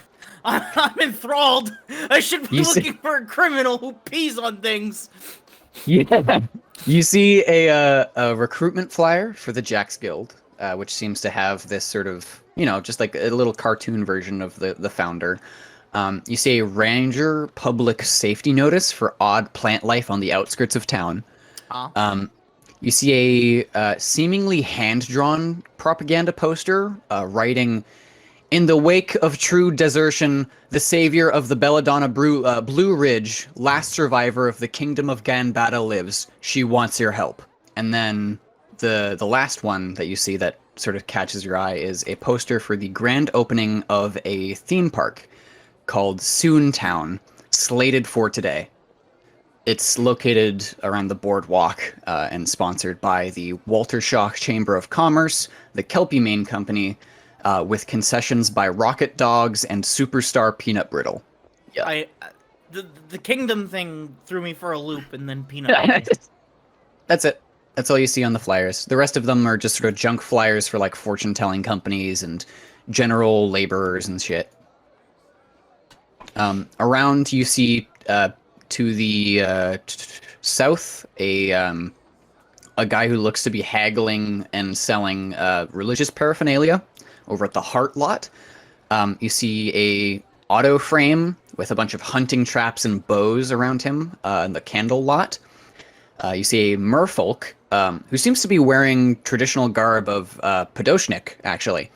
At the Loaf Lot. And at the Steed Lot next to the chef guy that you just spoke to, you see a fancy-looking goblin on a step stool selling maps. If you still want to go towards the place that the chef motioned to, that's fine as well. I think I am going to do that because I can go and shop later. But Okie right dokie. now, I should probably go and find this dude. So we'll put All my right. general area over here. Then we will go back to Lily. Lily, what are you doing? I think Lily walks up and she gives a nice little sniff and she's like, "Is that basil? That's a brave choice." And she looks at the chef. It is good to see someone with advanced tastes, such as myself. And you see it is a sanctified who's like an angel person, who's just absolutely fucking steeped in radiant energy. It's like smoking off of a chef outfit, like History check on. he was just dipped in fucking dry ice. Yeah. Yeah, can I make a history check on Sanctified? See if Sure. Lily knows anything. 15? Yes, you would know that the sanctified are they're like an angelic race. They were primarily created by the gods through some matrimony of a while ago. You don't know a lot about it, but you do know that it was a race that was forged sort of by the gods as a allowance unto the world, which is very high praise for people who are just sort of bright. So, they were created pre-God death, basically? Basically, yeah. Okay.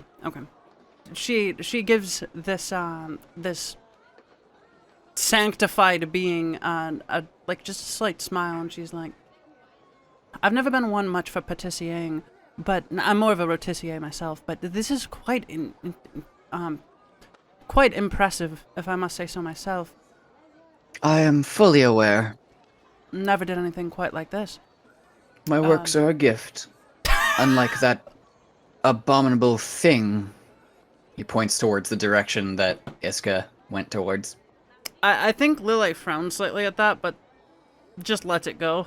Around his stall, you see several, what look to just be like baked goods, pie, cake, and cupcakes. Oh, okay.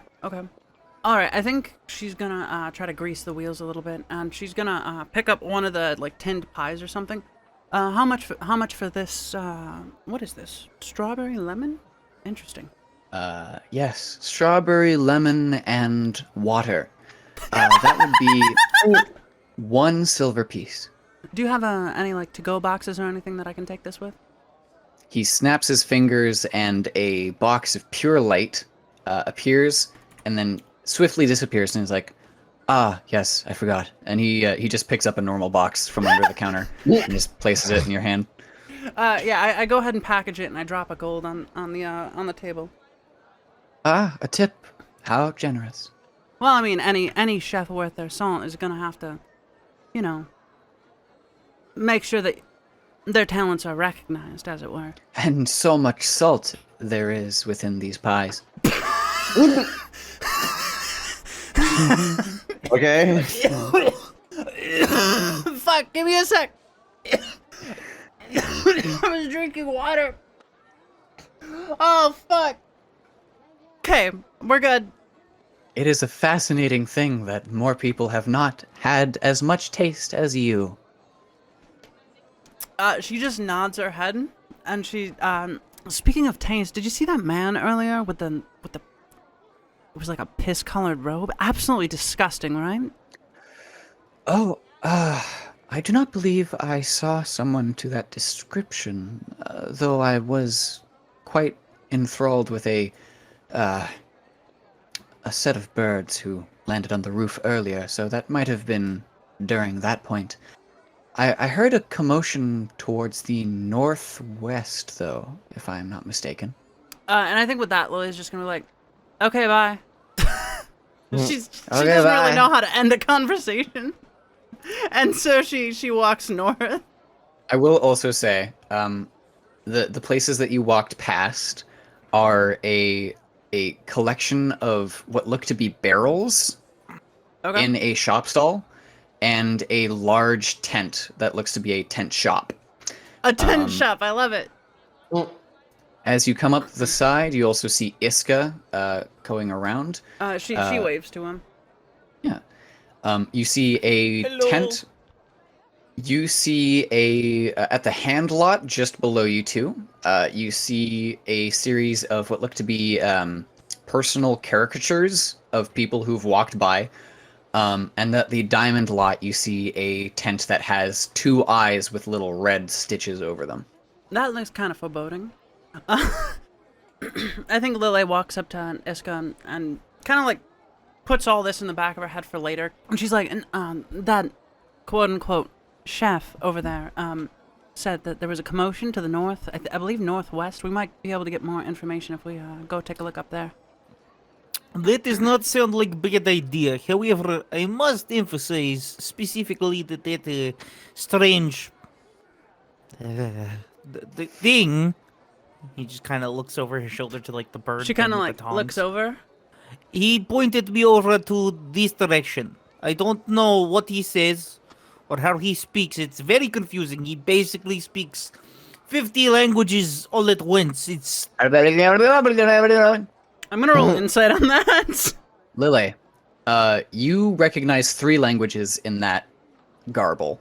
Mm-hmm. You recognize Giant, you recognize Primordial, and you recognize Elvish. Fucking okay. Speaking Babylonian, why don't you? You Can I roll insight. Sure, yeah. Let's see. 23 modified. Okay. This guy is what looks to be a normal guy. What are you trying to I'm just trying to like get suss out out of him? what the fuck he's saying. Like what's going on with this language? So you can definitely tell that this is a blend of several different languages that are just sort of what's the word? Ham-fistedly, thank you. Just sort of crammed together. You get the impression that if all of you were in front of him, you might be able to piece together what he's saying together. Hey, what? I've got an idea. Let's go get Richard and that other kid, Hill. I think his name was. We should go and get them. We might be able to actually communicate with this guy, because languages. He's speaking in like 10 different languages. You yourself could understand from what he just said. Don't, me, and badmouth. Yeah, I think he's mad at you. By the way, I think he's mad. I think he thinks you were bad mouthing him. I was not. I'm just apologize to the poor guy. I turn around to him and I give a very, very polite bow. I am very sorry if I have offended you. Your cooking is very good. In fact, Iska takes the cake that he's holding and just kind of shoves like half of it into his mouth. In the background, you It's see actually- Lily eating some of the salt pie. Roll me a Constitution save. Which one, me? Iska, yeah. Oh boy. 13. This is a really good cake. You're curious as to why it has, like, jerky in it, That's but you get the impression, like, all of the tastes of this, like, really appeal to you specifically, you feel like.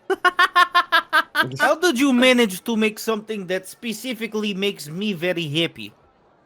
Do I know what he said? You make out Lamau. Lily, you can barely hear something to the regards of like, I know what, and customer. That's interesting, I guess. Very well. We will be right back with friends, so that way we can all decipher language. It's hard to understand you, but with many friends we will be able Let's to... hurry up. We're on a timetable. Yes. Be right back. He nods hypersonic. In the meanwhile, before they arrive, Yeah. Richard, So we're just over here. Richard. you're walking up to this guy? Yeah. I was going up to the guy that they said he talked to him, so obviously I gotta talk to him. He'll walk behind you and motion silently. Oh yeah, Disco Elysium reference. Where's my whiskey? Yes. Okay. You see, where's my bottle of Commodore Red when you need it? You see the guy at the stall, sort of looking around, and he spots you, and he goes, "Well, hello there. It's good to meet you, buddy." Oh God, I already hate him. Yeah, this is the second clown I've seen today. Hey, how's it going? I'm not a clown, Buster. I'm Magic Sal. Magic Sal the 78th. Okay. Hi. Welcome to Magic Sal's really not gonna work contraptions and containers. That's a name. That is the name of the year. Yeah, sure. They're not really gonna work. I think I got that from the shop name. Look, hi, I'm Detective Richard Lumiere, and this is I guess for today my assistant Captain Hill. Captain Hill. Well, it's a pleasure to meet you, officers. How can I be of assistance?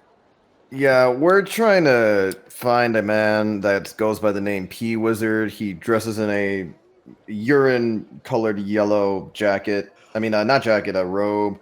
He's got a white beard, kind of small. Yeah, I think I know the guy. Yeah. Yeah, we heard that you talked to him recently. Yeah, I spoke to a guy like that. He seemed like a bona fide magical gentleman. He bought 3 spring-loaded just spring-loaded chests. Then I asked him what for, obviously, and he said for making traps. So I sort of interpreted that it was a trap, to which I just felt like it was quaint, but in retrospect might have been concerning. I can't 100% blame you. A store owner can't possibly know the intentions of their customers. Exactly. That's what I always tell the police. What, you said this more than once? Look, have you seen that guy? When was the last time you saw him? About an hour ago. After he bought his items, he went over to. He points towards the auto frame at the hunting stall and says, "He went over there, and then I think he came back around this way, to. Oh gosh, I couldn't remember. At that point, I was having a big sale. A big fail?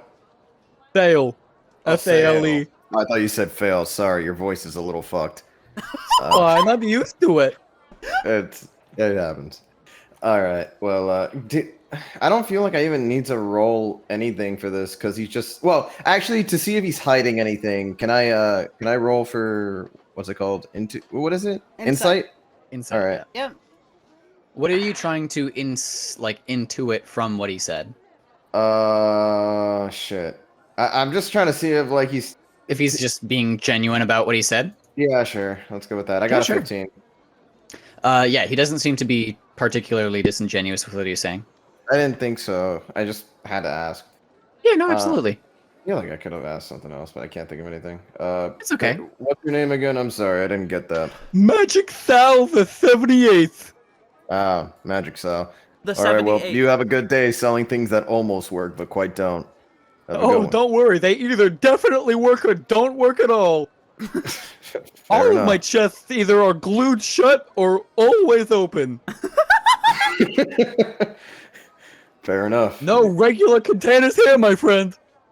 Fair enough. You have a good day. All right. You as well, officer. Thank you. Hmm? Hill sort of looks at him, says, I hope you get help. Continuing, he says, hope so too. Oh, hey, Lele. Any luck so far? A little bit, yeah. We wanted to ask you too if you could come up and help us translate this man. He's speaking like a weird, like, tongue of all tongues, like 10, 12 different languages, and I feel like if we get all of us together, we might be able to piece together something, because he seems to know something important. All right. Well, let me just talk to this fine gentleman over here because I just received word from these few people here. Yeah, that no, it's fine. apparently- Go ahead. Yeah. And I go up to the guy. I'm like, "Hello." Walking up, you see an auto frame who looks like most of his shell is stripped, like removed, so it's mostly internal mechanics. And he's wearing over his shoulders this large, heavy, almost causing him to rust on his shoulders, this pelt, as well as a fur hat with a large red X over it. And he says, how can I help you? Hey, we received word from a few people here that you would talk to a man that goes by the name of Pea Wizard. We're currently, well, I'm Detective Lumiere. Sorry, I forgot to introduce myself. And these are I'm IX. Good to meet you. Same to you. Now, we're trying to find this man as he has been doing some crimes, just being overall, Yeah, IX sort of nods and says, I know the guy you're talking about. He's got a sort of a piss-colored shirt. robe, yeah. Oh, was it a robe or a shirt? I thought it was a robe. It was a robe. Yeah. He bought about 15 hunting traps. Oh, I no. haven't traps lately. He said that he was getting something ready, and then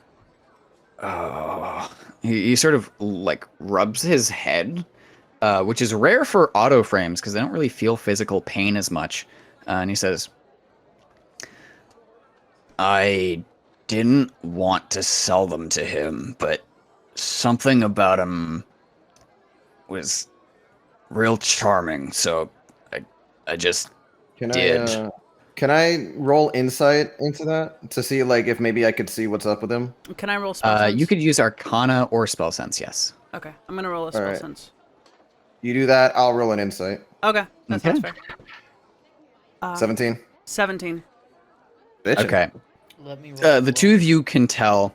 Nat 20. Richard. Nice. Hell yeah. Richard, you can tell from something behind the auto frame's eyes, like the general demeanor changes when he's talking about this, to the point where that's not part of the train of thought he had.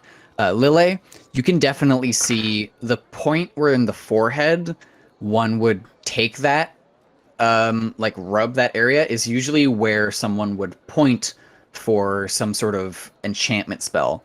And Iska, you can tell from the wording of that, you've had to deal with a lot of like strange cases and afflicted like fellow adventurers before due to some adverse effects from monsters. You can tell without a shadow of a doubt that this gentleman was charmed into selling something to this wizard. Yeah, that's what I thought. Yeah, same here. This guy seems to be I got these. He holds up a gold bar.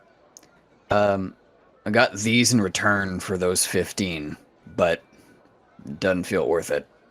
even if I did it. If it makes you feel any better, the fact of the matter is you was charmed beyond Probably. any doubt.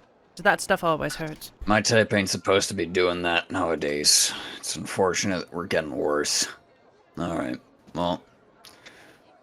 You gonna buy something?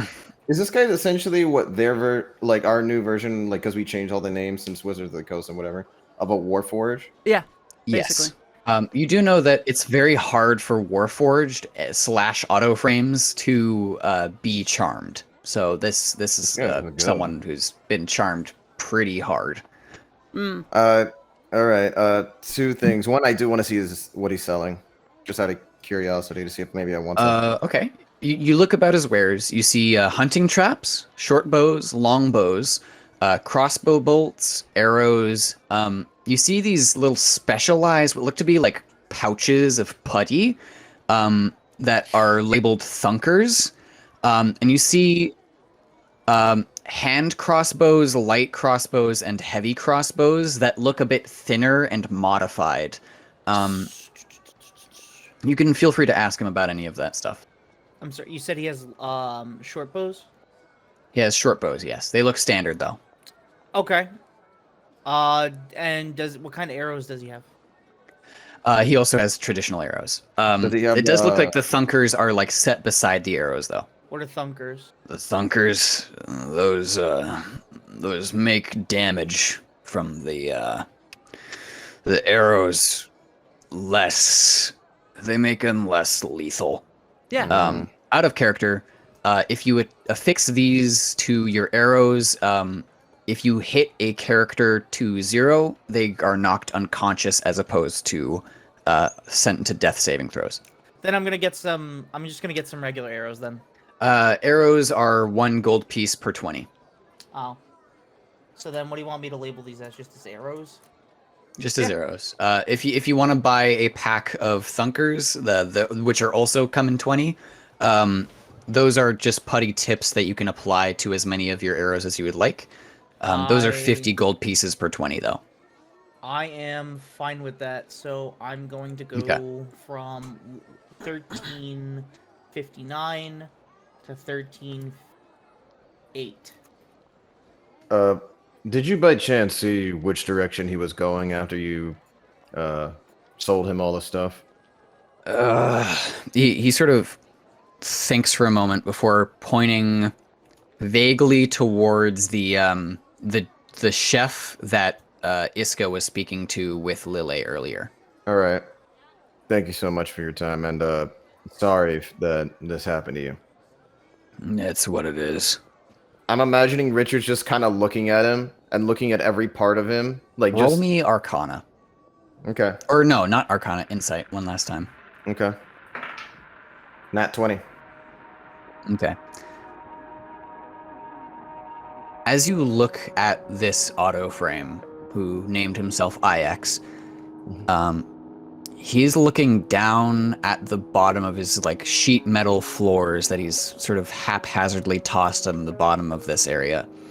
And you see something in this auto frame is very clearly determined. It's very clearly a living creature to whatever degree an auto frame can be.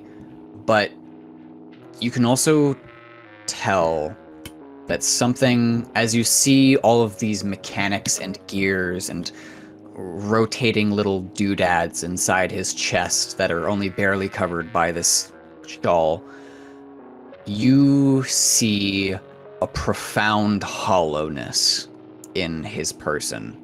And as he looks up at you, how much of yourself do you see in his eyes? More than I'd like. He looks at you for a moment and says, "Get on your way now. Oof. Don't want to end up like me." Richard just kind of looks down and just like a little shakenly walks away. Just behind you, as you walk away, you hear him take out, with the little whirs and clicks of his limbs, see him take out a little carving knife, little piece of wood, and he just starts whittling away at something. Just something to do. That's all a machine needs. Something to do. So, as you guys make your way over towards the chef in attempts to speak to him properly, after he gave a vague direction towards the right, but you wanted more information because the way that he spoke seemed to be a mix of multiple different languages.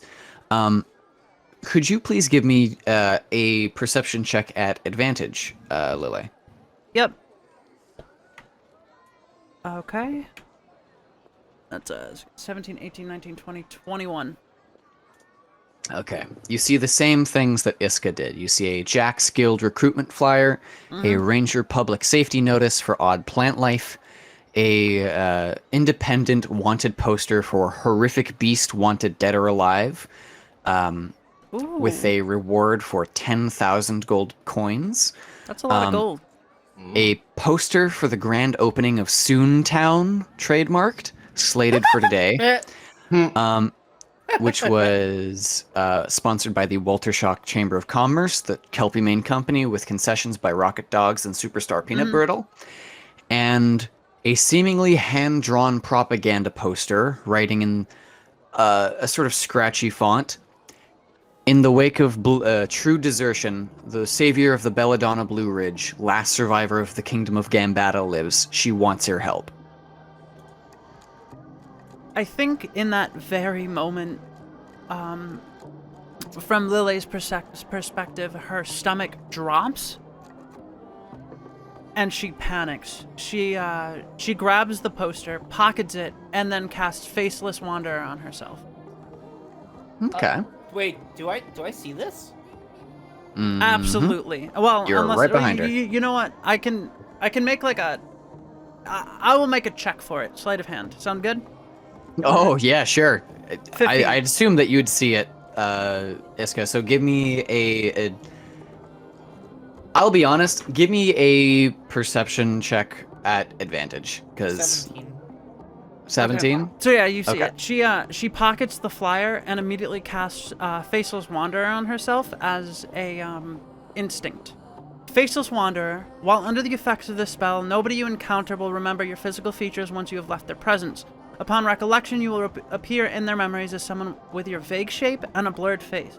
This spell can be seen through with True Sight, detected with Detect Magic, and for this spell to be seen through by Spell Sense, the creature's spell sensing must succeed a DC equal to the caster's spell casting DC plus 2. And it lasts for 24 hours, and I can only use it once a day. Lily, are you okay? Yeah, no, I'm fine. I'm fine. And she just walks away.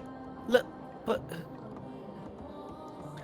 Captain Hill, seeing this happen, will look at Lily, squint for a moment, and you see him for a moment take out a spyglass, which seems to have this strange little engraving of an eye on it. He holds it up over his glasses and looks at Lily, and just sort of stares at her for a moment. He looks at her before you see the glint of that spyglass sort of flash, and he closes it and says, "Now why do you feel a need to cast such a..." Not here. No, I don't believe that is the way that this is going to go. Why did you cast that spell, Lily? What's going on here? I think at this point, Lily stands up, full straight. This is not within your jurisdiction. You see him put the spyglass far beneath his coat, and he looks at you and says, "I believe that we are in my jurisdiction every moment that we are in within Waltershaw. Kindly dispel it." Lily, what seems to be the problem? What's going on? I cannot. He looks at you for a moment before saying, "Kindly make it a habit to inform those who you are working with when you are casting such volatile disguise spells." And then he turns back to the chef and says, "Now, let us do this, All right. We I don't guess... like Hill anymore. He's good at his job. What can you tell? No, I can't blame. Out of character, I can't blame him. He's a good kid, but also Yeah. Lily's in a very anxious spot right now. So, friend, I would like you to tell us what do you know about the Pea Wizard?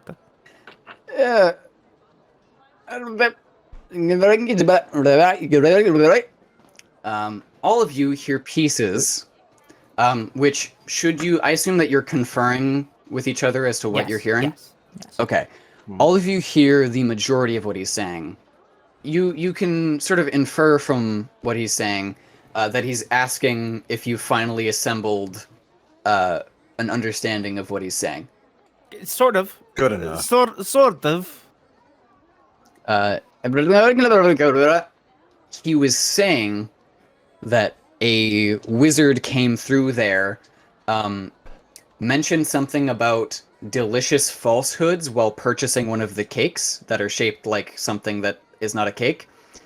And then specifically brought the cake pot down the way where the no eye tent was, and then went past it up to the north. All right, it seems like It seems we have a general idea of where we need to go.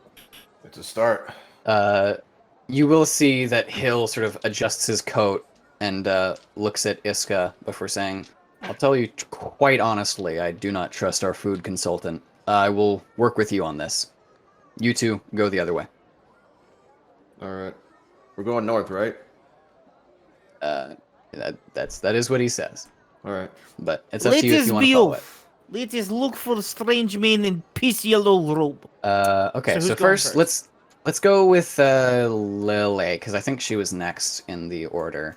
Lily and Siege, Lily and Richard even. Yeah, what are you two doing? Lily, look, I don't know what it is. Obviously, it's something private, so we won't talk about it too much right now. I'm just asking that you trust us, okay? We're on the same team. We fought of... Maybe we haven't known each other the longest, but... She looks at you, and you've never heard a single mean or judgmental word out of Lily's mouth. But she says, then what about your hat? What about what you're hiding from us? We all have secrets. Let it lie. If that's what you want. And she drops it at that. Oof. As you walk up to this large Orokan woman, she seems to be cutting up so many watermelons. She looks to be maybe even a little larger than Lily, like 9 foot, and beefy as all fuck get out. And she's currently just like chopping whole watermelons with a giant cleaver. And as you walk up, she says, "Oh, hello there, dearies. How can I be of assistance?" Hello there, ma'am. My name's Detective Lumiere. We heard that we've been looking for this man in a urine-colored robe, a wizard, little small, got a white beard. I don't know off the Caused top a of my head commotion anyone recently? like that. Oh, possibly. I might speak to the... Oh, boy. The gentleman across from me. Borange, I believe. I think his... one of his stalls interacted with that gentleman. Alright, 1 second. Really enjoying that skewer, huh? I didn't want that to be actually canon. But yes, it is pretty good. Can I interest either of you in some watermelon? I'm good. Lily? No, thank you. Very well. Enjoy your day. You too, man. He says with a mouthful of food. Yeah. And then now we're gonna move to Hill and Iska. Iska, you're leading the way. Where do you go? I guess as Iska and what's his name? I'm sorry. Hell. Hill. Yes, I know. I'm Captain sorry. Hill. So as You're Iska fine. and Captain Hill are trotting through this way, Iska's gonna take a quick like look over in the direction of where the people are sitting at the bench. Sure. I'm just trying to check and see if any of them kind of meet the MO of like P-Man. You see what look to be a human, what might be a rock Ouroborn, and you think a lizard man. None of them seem to be wearing particularly pea-colored clothing, though you do note on your left there's a dark elf with what seems to have a lot of like smoking and vaporizing supplies. She looks at you and nods. Hello. Oh, hello there. How you doing? What? Don't worry Nothing. about it. Can I be of assistance to you today? Yes, actually, I'm looking to see if you've possibly seen a man dressed in piece yellow clothing. He's Oh, no, yeah, no, you don't have to say more. I know the one. Oh, I can still smell him. Ugh. Yeah. What do you want to know?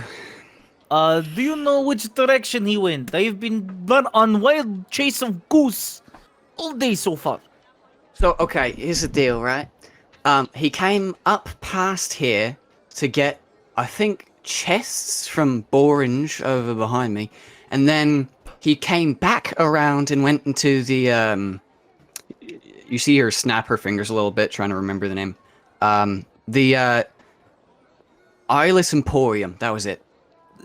The Eyeless Emporium? Yeah, the one just next Scary to me. tent. I see. While you're here, could I interest you in some vaporizers or rolling papers? Some of you seem refined gentlemen. I will take a quick look. What does she have? Sweet. She has, she unveils her wares to you. She has cigars, a box of 20, rolling papers, a box of 50, alchemical vaporizers, which are Magitech vapes. Pretty much. They are essentially reusable health potions, which takes a bonus action to take a hit or switch the cartridge. And then she has a bunch of different cartridges. If you just buy the vaporizer, it's a standard thing that just has tobacco in it. But if you buy a charge, you can have one that deals 1 point of poison damage, then heals you for 1d6, one that gives you 1d4 temp HP, or one that, when exhaled into someone's eyes, they must make a Constitution saving throw or be blinded for a round. Vape Nash, bro. Yep. I do not think I'm all cut out for this, but I might know somebody who is. If you give me a moment, I send him your way. Oh, just send me over. You just see Iska just kind of cup his hands up. Actually, no, he's not gonna do that. But I guess we're going into the eyeless thing next. Yeah. yeah, we'll wait Richard for and them Lily, to you do their hear thing. Iska. Wait, we hear him? You hear him call out to you after you do whatever you do here. Oh, okay. Okay. What was the Lily name at of this the- point is pretty much just taking the back seat. Okay. What was his name again? Mr. Florange? Thorange? Boring. Orange. Borange. Okay. Orange, you glad he didn't say banana? You see him look at you. Do you want a sample? Yeah, sure. He hands you a sample. It's an orange slice. Oranges. Just like at home. Wait, they have Yep. oranges in Helvera? What? Do they have oranges in Helvera? We can get them imported. They're a little pricey, That's fair, but yeah. it is pretty good. There's a lot of oranges. Yeah, I can tell. So you're Mr. Borange, right? Yeah. Yeah. God damn it! What? Because he's just a boring orange dude. That's the whole joke, and I fucking hate it. It's dumb, and I love it. I thought you just said you hated it. Because it's AV. It's a dumb bit, but I love it. Are you gonna buy something or? Actually, we're not here to buy. I'm detective. I'm the detective. I keep having to say my name. Richard Lumiere, and this is my friend here, Lele. Right now, we're investigating into finding this guy called Pea Wizard, where Okay.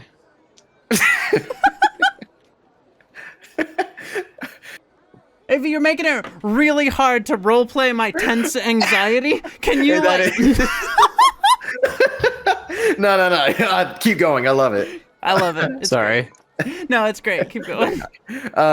So we've been looking for this guy named Pea Wizard. He's wearing a urine-colored robe, got kind of small, little scraggly guy with a white beard. Someone told us that you saw him. There was a huge commotion that was made because of him. You hear anything about that? Yeah. All right. You care to elaborate? Oh, sure. He like, you see him like look up for a moment, trying to remember. Mm-hmm.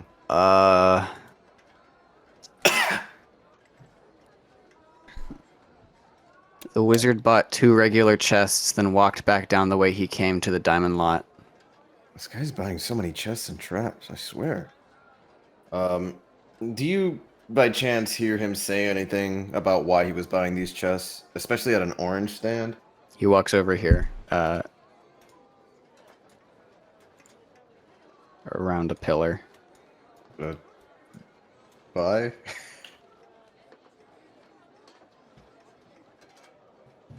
Hi, welcome to Borange's Crates and Barrels. How can I be of help?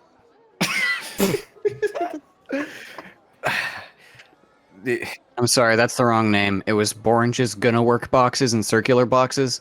Avi, from here, would I be able to see the vapor? You would be able to see Cinnamon, yeah. I think with that, Lily sees Cinnamon and just immediately walks away. Wait, And what? like with a just like a flood of relief, Faceless Wanderer just instinctively goes down.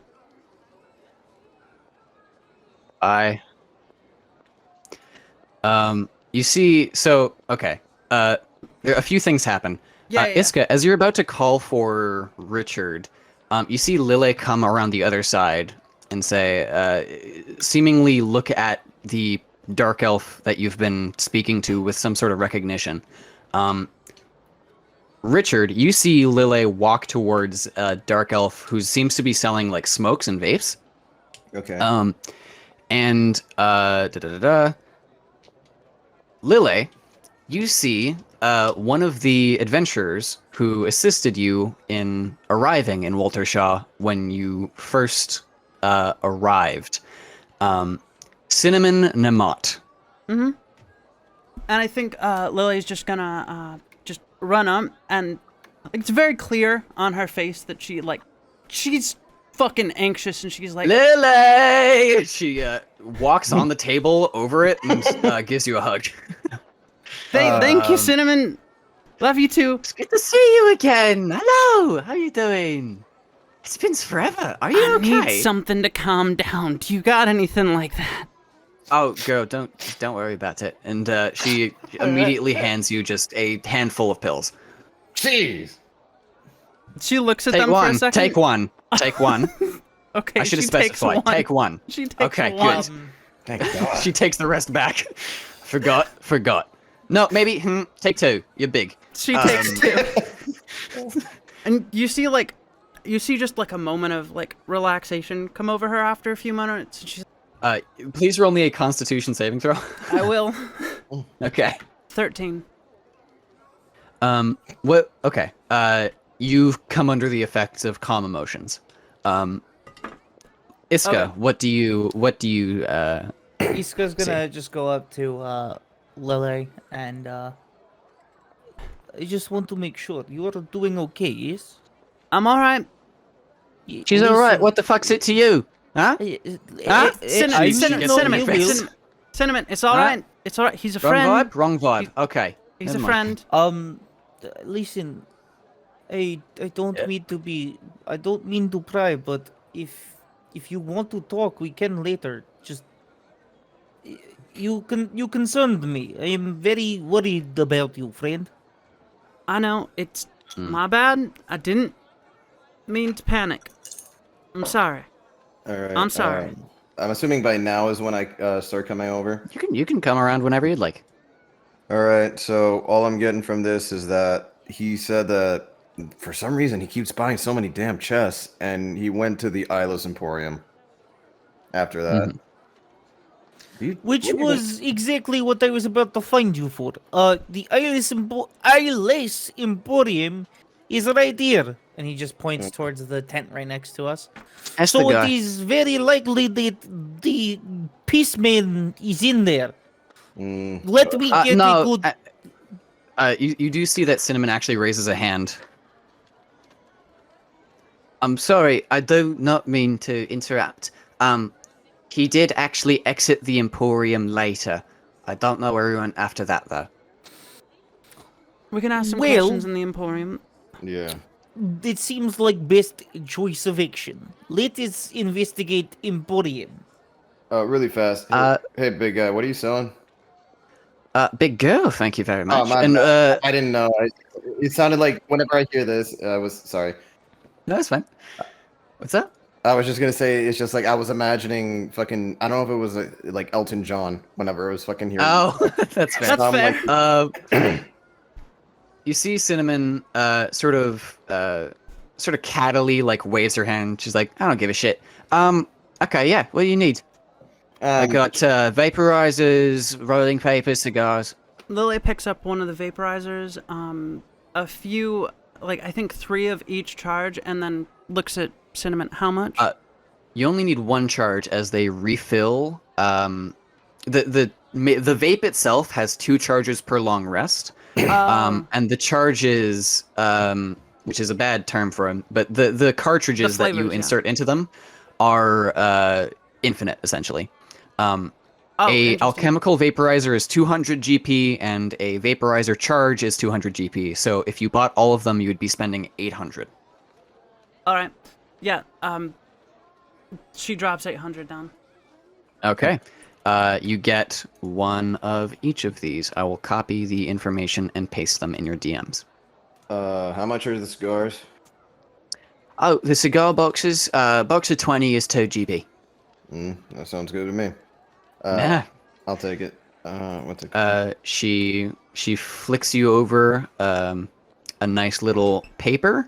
You toss your coins on it, and she hands you a nice, crisp box of freshly packed cigars that seem to be lightly lavender scented almost.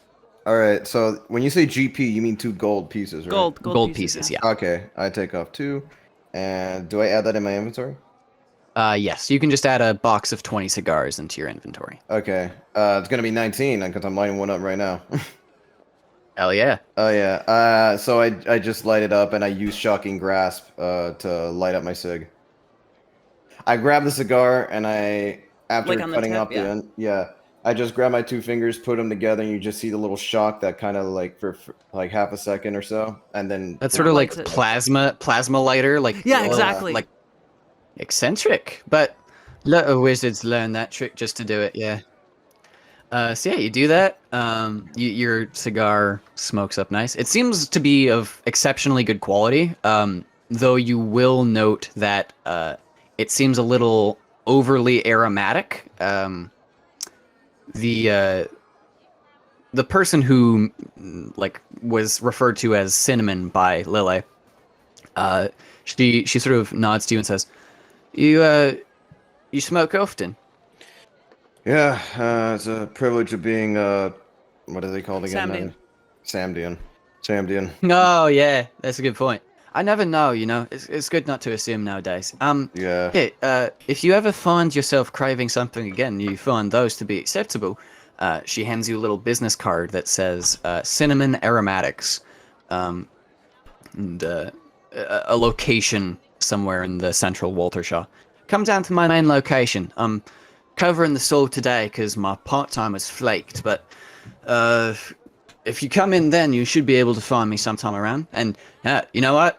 Bring Lily. She never fucking visits. I'll make sure to do so. I have been busy saving people's lives. Okay, I'm sorry. Busy neglecting your friend, little miss. Oh, Big, sorry. big miss. Sorry. I'm sorry. I'm sorry. She looks like legitimately like sad. Okay, maybe we are spending a little too much time buying things. Look, it's Go, midnight. go. You got business, right? Yeah, we gotta figure out what this guy's doing. He's buying a lot of weird things. No, just a lot of crates. Nods, seeing that Lille seems actively less charged speaking to Cinnamon, and nods to her, both Cinnamon and Lille, before saying, I get the impression that the suspect is likely collecting items for some sort of, as silly as it sounds, Dubious dungeon. prank. Oh, dungeon. Oh, that sounds I guess that horrible. That sounds a lot worse than I thought. I guess that makes sense. And he motions for the rest of you to walk in, seemingly a little apprehensive of the no-eye door. All right, so we go just in the hat thing, right? This is a tent, yeah. Yeah. Yeet. As you walk in, there's this sense of, like, strange dislocation before you're sent to somewhere else. You feel your body being lifted from the place you were and placed like a little rag doll somewhere else. And as you land, your foot falling on the place that you were walking, you see this sort of ragtag. It almost looks like a voodoo hut, but significantly more patched together. The floor isn't wood or dirt, it's like carpet, but the floor just turns into carpet. There's this unsettlingly like moist texture to the air. The entire room is like Imagine the cylindrical. Yeah, it smells like candle wax and oil, like Hey, olive listen, oil. as long as it's not musty rags and raw meat, I don't care. Yeah. It smells rank. As you enter, you don't see anyone on the shop floor except for this little, what looks to be like a sort of a lizard, weasel, squirrel sitting on a little like step stool in the center of the circular room. Around the sides of the room, there are these various shelves of crooked and straightened qualities. There's little doodads and cursed items and what look to be magic items. And the little weasel skink monkey thing has a little name tag, like a little collar. So, may I ask a question? Sure. The dislocation, were we made into the size of the weasel, or were we just dislocated into a slightly different position, like area? You think you were transported to a different like demi-plane. Okay, that's what I thought. I just wanted to make sure. It seems as though that was like it was done in a way so that you would intentionally know that you were being transported. Yeah, no, definitely. Because I know a lot of places for the and this is just lore stuff. A lot of places like to make it so that the demi-planes don't disconcert when you go in, because that's very uncomfortable, but some people see that as rude, so I get it. Yeah. As you enter the room, you see the monkey, skink, weasel thing with an old name Squirrel, tag. skink, weasel, lizard thing. Actually, roll me a survival check. And are you entering as well, Iska? Yeah, I entered with them. It's just that I Okay. don't want to overlap. That's fine. Natural 20.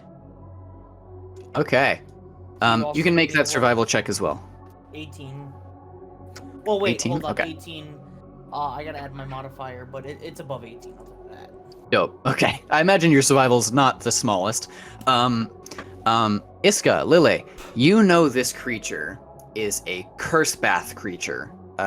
Something native to like very accursed swamps that are heavily to the north. Like not even they're barely native to this continent. They're more in just like fucking bumfuck nowhere, full of just curses and evil and darkness. And this thing is sitting there looking at you like the sweetest little creature in the world, and you know that they bathe in curses.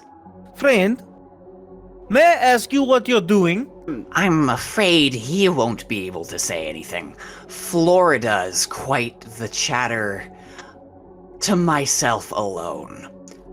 You hear a voice from the ceiling. You see, on a stepping stool, upside down, like on the ceiling, but the gravity is reversed for him, it looks like. You see just a bad-looking person, just like a person that looks bad to look at. Parts of his face are like invisible and other parts aren't. His nose is upside down. He doesn't have eyes. He's got this big sort of salesman grin on his face, as well as this like dark laboratory coat / trench coat. Oh man, he looks bad. His hair is like long and black and greasy. Friend,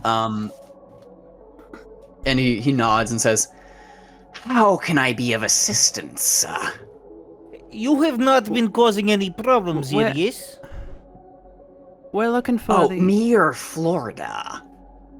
Yes. Neither of us. I'm pretty sure they're the shopkeepers, aren't they?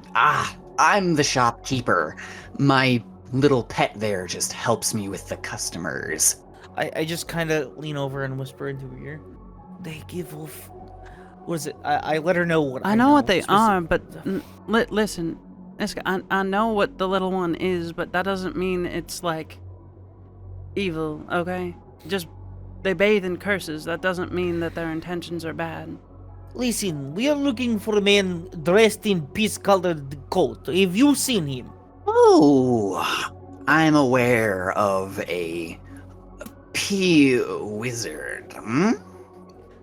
I know that guy, yeah. He, came in with 5 chests, asked for 3 of them to be cursed, and the other 2 to be only a little bit cursed. So 3 of them are real super cursed, and another 2 are more inert, just still cursed. I asked him why he wanted it, but he said it was a distraction.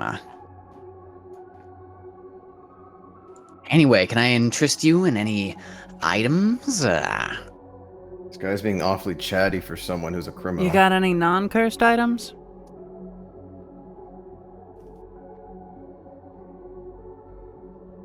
AV? Can I help you with anything? I don't think he'd like that. Do you got any non-cursed items? Oh man, can I help you with anything? Yeah, that's what I don't- thought. I didn't think so. Okay, here's the deal, right? Everyone says that curses are such a big problem, but at the end of the day, what is a magical effect if not a curse that doesn't have any downsides? And hey, you know what I'm good at? He sort of points to himself. Real good at getting cursed, and real good as a result at getting rid of the curse's effects. So, here, let me just say, I have 3 services and all of them are the top of the line. I can inspect anything particularly odd, arcane, or primal, or cursed, or otherwise. That's the rum riddle guarantee. he points to a sign in the back. It says, "I'm cursed. I can't say my name. My name is Blind Ivan." Or Eyeless Ivan, sorry. He then says, My second price, I can do a positively ridiculous amount of cursed magic. Specifically, I sell magic items, of which I have 3 on rotation at current. I promise you, the benefits will outweigh the curse. And third, I have that little bin over there, and he points to a little chest that says "Sword Magic Items" in the corner. The corner of the circular room. Yeah. This is a really weird tent. I am not interested in your strange and bewitched wares. I will give you a simple warning. Do not cause any harm to anyone, or you will have to answer to the hunters. What basis do you have that I would be particularly Nefarious. Uh-huh. He makes a fair point, Iska. Are you just sort of... He licks his lips. Racist? No, I think he's profiling you based on your general demeanor, which is also kind of fair, I think. Oh, is it the voice? I think it's the voice. This is a curse as well. I was told am that I not was being, surprised. quote, jokerfied. I am afraid you have made my friend almost die. This is a punishable offense. Shut the fuck up! That happens a lot, you'd be surprised. Have you at least seen where the strange peace man go? Hey, okay, wait, hold on. Just let me pitch these items to you, and if you don't want them, that's fine. I'll tell you after. Is that fine? That sounds reasonable to me. Fair enough. Okay, here. How about, he holds out a little, like, pin badge that has a rain cloud in blue. And he says, "This is the blues.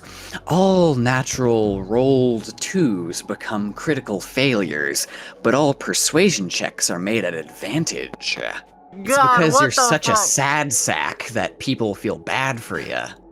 That's actually kind of interesting. Yeah. Okay, and then how about another one, huh? How about this? He sort of shakes this little pair of vampire teeth. This vampiric bite. When you roll maximum damage on a melee weapon or unarmed attack, you receive half the damage dealt to the enemy rounded up back as healing. However, you also gain sunlight sensitivity and become vulnerable to radiant damage. Now that's just unacceptable. When you roll maximum damage, do you know the likelihood of that happening when you're rolling fucking multiple dice? Nah. Oh, sometimes. I cannot afford to have weakness to radiant damage. I am not a walking pin cushion. I am not a walking pin cushion. What the He looks fuck at- do you guys he mean looks by at Richard. rolling? Eh? Don't worry about it. He sort of he wipes away a nosebleed from his upside down nose. No, I'm not interested. The first one's a little interesting. I may consider taking that off your hand. Okay. One last thing. He pulls out a little flag that has a skull on it. This is the death flag. okay. At the start of combat, during the roll for initiative, you can announce whether you're activating this item. If you do, you gain an additive +1 to all attacks you roll. However, should you fall in combat, instead of moving into death saving throws when you reach 0 HP, you will instead instantly die. Bruh! That's. Ooh. I'm gonna just Holy shuffle. shit! How much He's is sort of like it? waving That's at a you. real bad How one. much is it? Oh, this one. This is only a crisp. He sort of looks at his wallet. 300 GP. She's gonna shuffle over to the bargain bin. All right, that's How's fair. that, Still good. How much is that first one? Out of curiosity.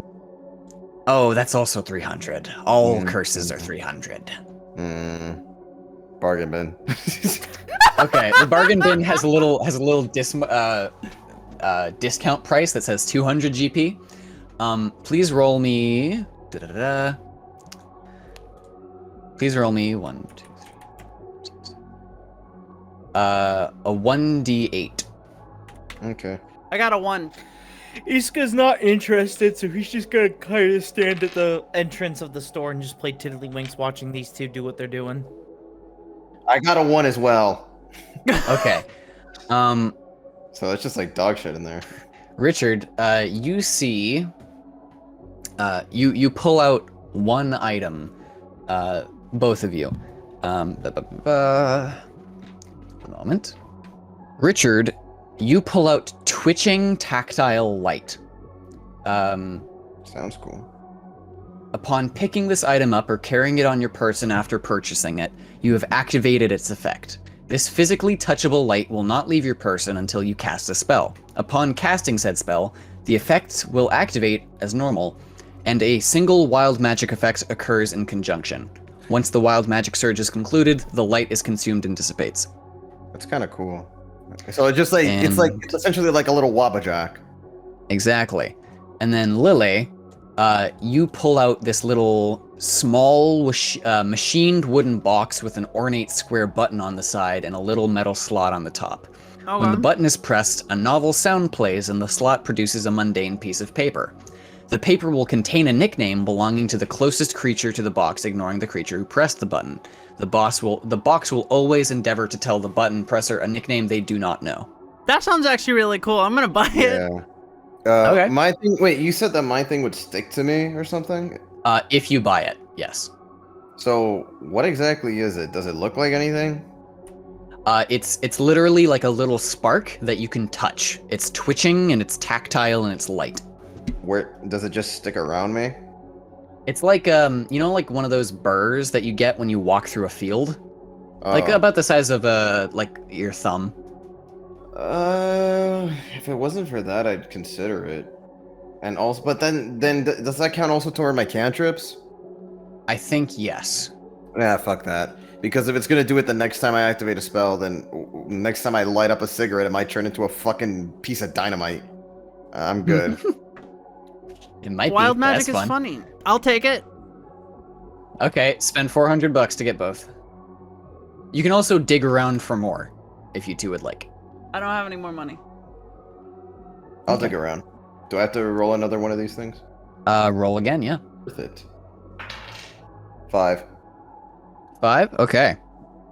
You pull out a jar of perpetually moving sand. As you touch it, you feel like it is linked to a benevolent entity. It is labeled as generic soothsaying doodad number 5. What exactly does this thing do? Oh, we have a bunch of those.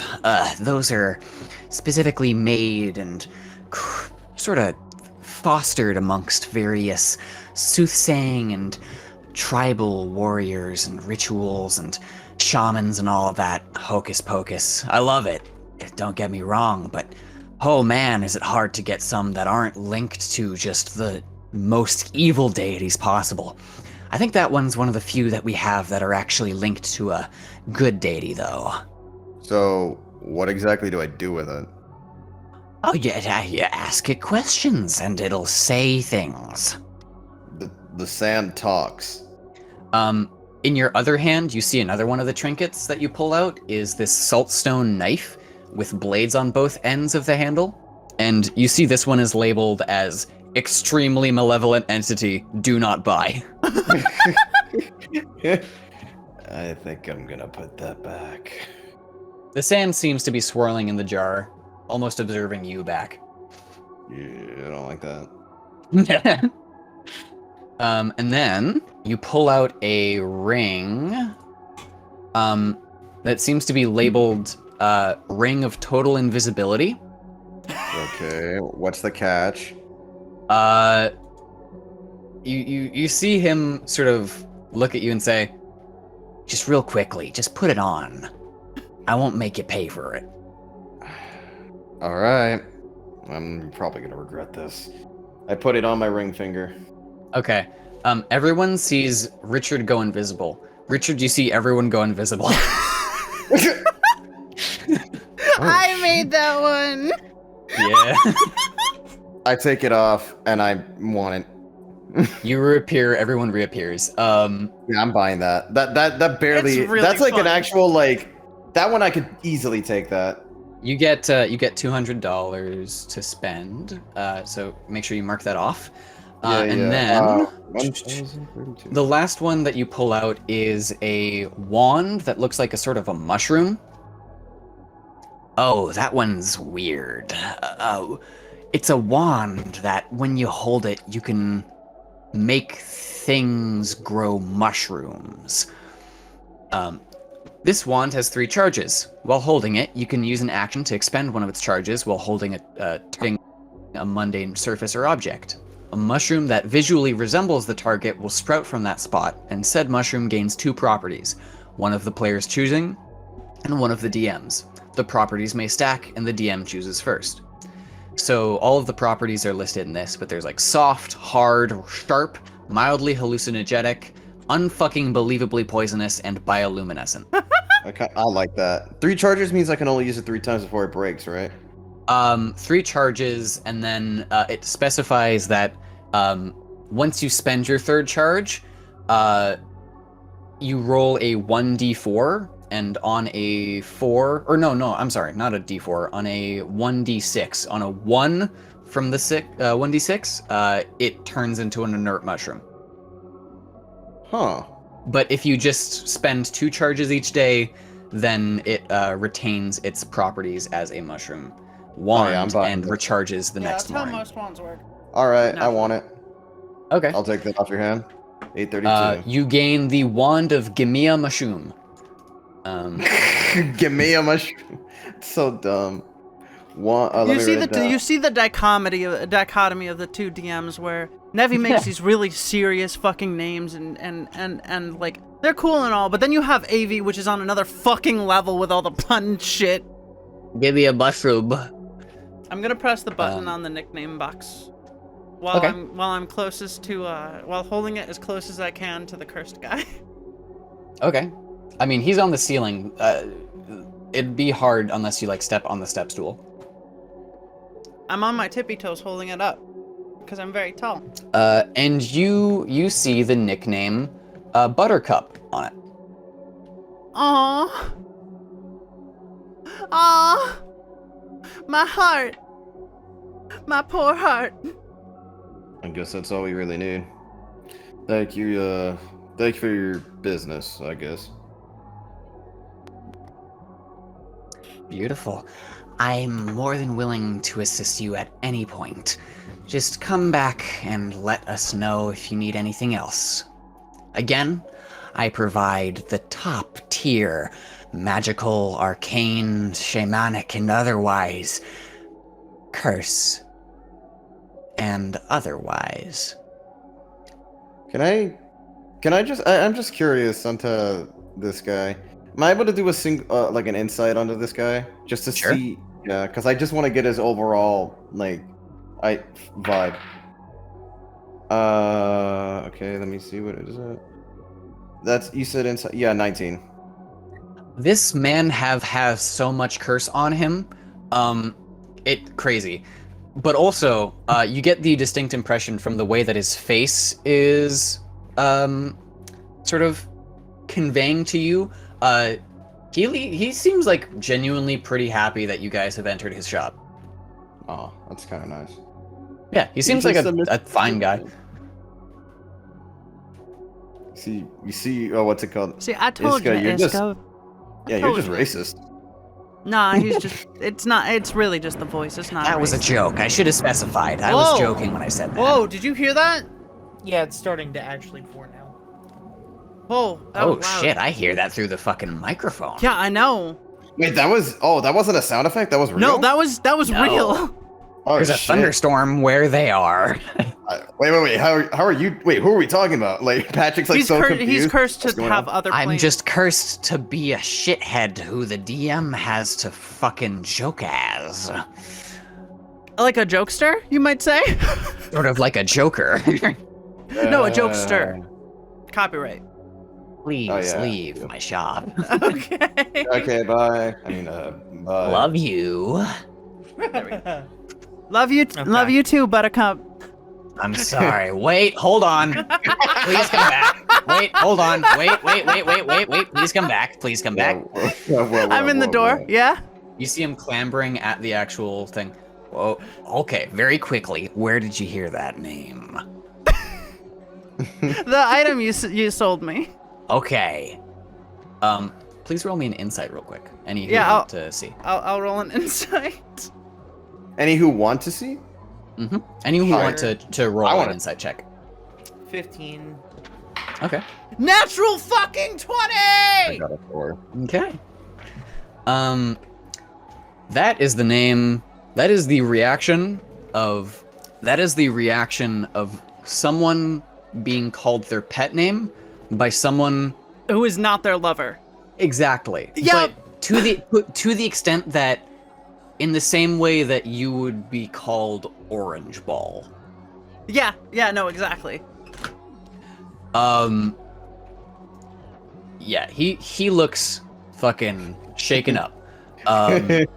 Sorry, I was just Are you teasing. sure I he's didn't not know. stirred up? Hey, whoa. If you have anything, let me know. He Alright. sort of looks at your box and notes that it wasn't from a nefarious place and sort of goes back into the tent. Say goodbye, Florida. And the little skink monkey thing sort of waves at you. If he had the cursed coin, I might have taken that. I'm not gonna lie. What's the cursed Yep. coin? I know that's cursed- when you guys meet up. So the cursed coin is something I made while I was in boot camp. Peek behind the veil here. Because to cope with the stress of boot camp, I wrote like 10 different modules and with tons of magic items for 5e. And one of them had a cursed item that was created by, in that world, a goddess of luck. And essentially, it's something that pops randomly, basically at the funniest moment, and it, as a curse, it replaces one roll of the players every day with a coin flip. Either it's a crit miss or a crit hit. That's cool.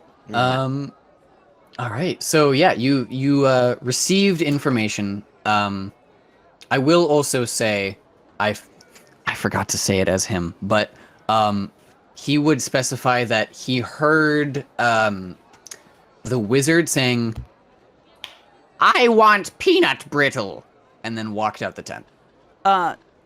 Lille remembers something, and she runs back over to the board to take that poster for the peanut brittle. You see the it's a little flyer that says Superstar Soup and Peanut Brittle is one of the food vendors at the theme park. Grand opening of Soon Town slated for today, located near the boardwalk and sponsored by the Walter Shaw Chamber of Commerce, the Kelpie Main Company, with concessions by Rocket Dogs and Superstar Peanut Brittle. So, Okay. Lille runs up and she kind of like holds up this flyer. If he wanted peanut brittle, I don't think I know any other place in town where he could get it except here? Or the concessions that are sponsored here? Iska, could you please roll me a perception check? While you guys are doing that, I kind of like quietly get back into the tent because I need to ask the guy something. Okay. 18. You smell peanuts to the north. Oh, okay. I'm Oh, dumb. He's very close. I smell of peanut brittle. You smell peanuts Yeah. and pea soup. Ugh. It is him! It has to be him! It is pea soup and peanuts! Let's just roleplay. So you just But what do you ask him? Yeah. You're really well versed in curses, right?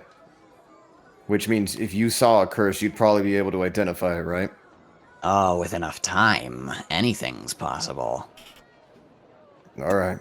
I might need you for something later.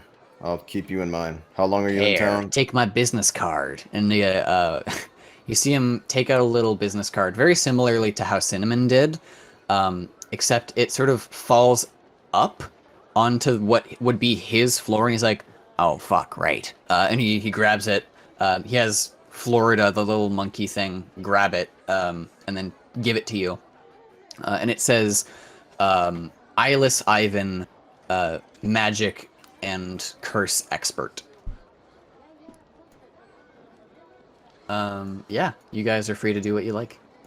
All right. I guess Iska we're says going he north. smelled peanut brittle and pea soup to the north. Yeah, I heard. He was practically shouting that. I'm glad I was glad I was a little bit of a distance Dashing away. off towards the smell. All right. All right. Come on.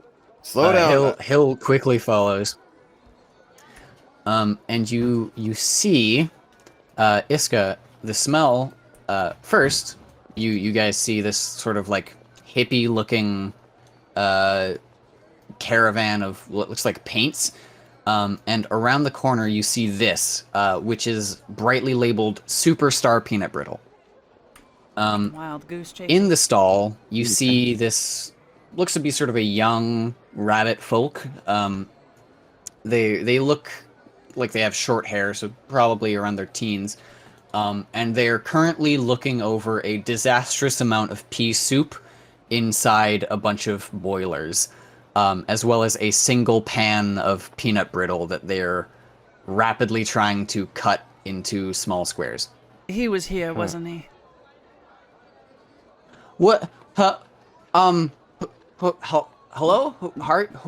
Who are you? Pea soup When wizard. did Peace Wizard He turned man everything to go? pea soup. Oh, yeah, yeah, that was him. Are you here? Are you, We're trying to find- Rangers? No, not exactly. We're Look, working. we're- We're working with the Rangers. Yeah. Captain Hill Hill here is does a show ranger. his badge, yeah. And he goes, oh, okay, yeah, the guy, he had the pea clothes, yeah, and he screamed he was the Pea Wizard a lot. He bought some peanut brittle, and then he looked into the windows, and like, I don't know, his like eyes went glassy, and then he like turned all my stock into pea soup, and then flew out the window.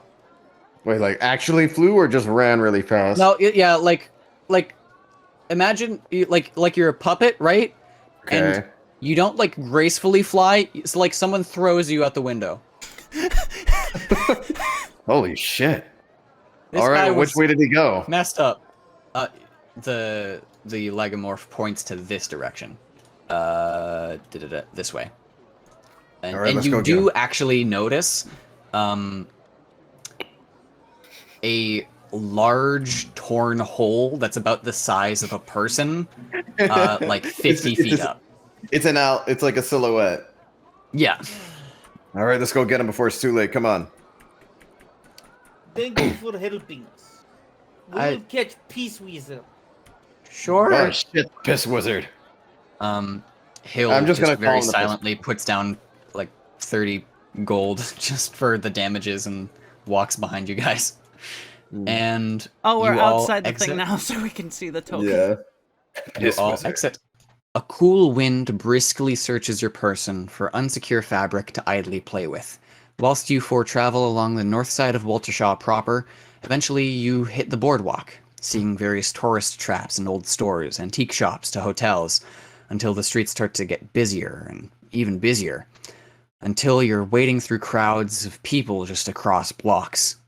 Eventually, you reach the source of this lively congregation. A large brass gate with the words Soon Town in big bold serif. The entrance itself is lined with streamers and a grand fanfare, while the clerks in the front seem to be attempting to appease the crowd, whom are seemingly growing restless and excitable. Behind the gate, a well-dressed halfling man with a slick hairdo pushed to one side under a bowler hat wipes sweat from his forehead, looking back and forth from the crowd outside the inner part of the park, you guess. What are you doing? I guess we're looking for him, aren't we? Is there any specific area we're trying to look for? I mean, I assumed he came to Soontown and went inside, create a dungeon, something like that. Why don't we just talk to Yes. that fellow at the gate, see if there was any trouble? All right. Just then, as you speak up, he notices you making your way through the crowd to him, and he flags you down.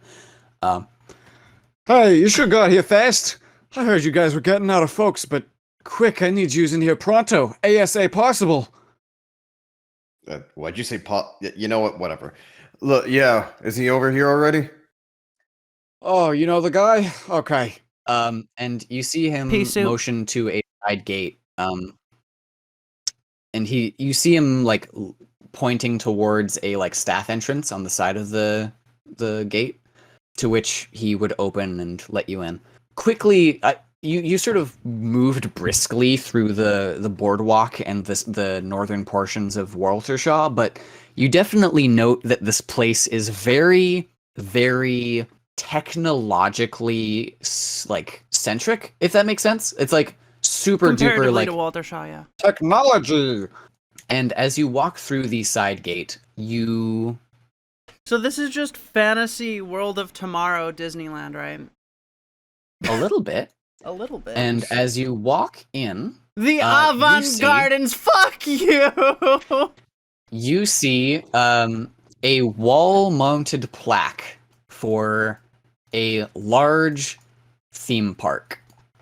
The Wheel of Progress.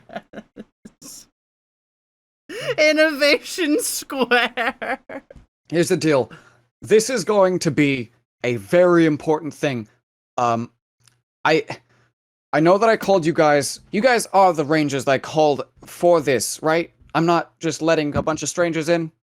Hill does show his badge, but says, to my awareness, we were not told to come here, but we are on the path of something.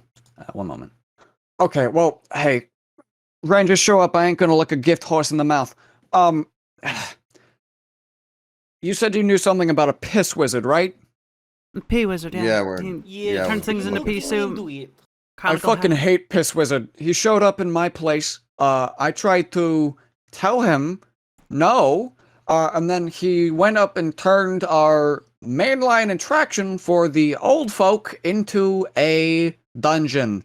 I hate him, and I want him out of my place before some random schmuck walks in and gets themselves trapped by some dark magic.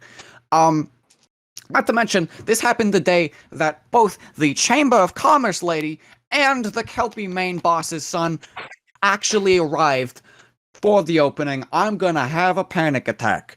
Are you okay with helping me with this, even if this is not your priority? Actually, No, this this is our is priority. actually That's not a priority, yeah. This is the guy Yeah, that we're we're looking look- for. fucking Hachi pissed. Machi, our- I am on a roll. Okay, what's up? It is our priority to take down P-Man. Yeah, the piss Oh, man. you have no idea how happy I am that is the case. Okay, here's the deal. I will pay you for a costly amount, a good, quite large, significantly fat amount of money to get it done quick and fast and now and please soon right now. Where is it? He actually gives you little hand sized versions of this map. And he marks down the avant-garde, or not the avant-garden, sorry. He marks down the start of an era. He's like, that's where the Piss Wizard made a dungeon, and honestly, I could do without it. If you get that done within, say, an hour, that's an extra $1,000.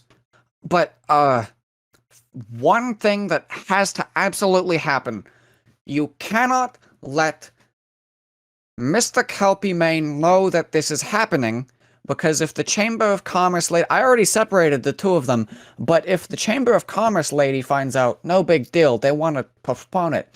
If the Kelpie Main guy finds out, if Lucky finds out, that's my ass on the line, and I don't want to get fired. All right? We'll try our best, sir. And Fair enough.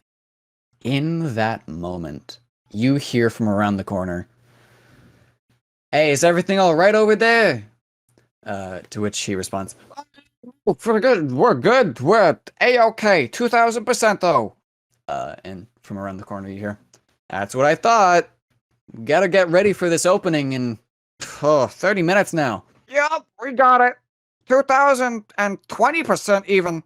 Before turning to you and sweating profusely. We will move right away. You need not say another word. It be wasted breath. Come, friends, we shall take care of Ugly.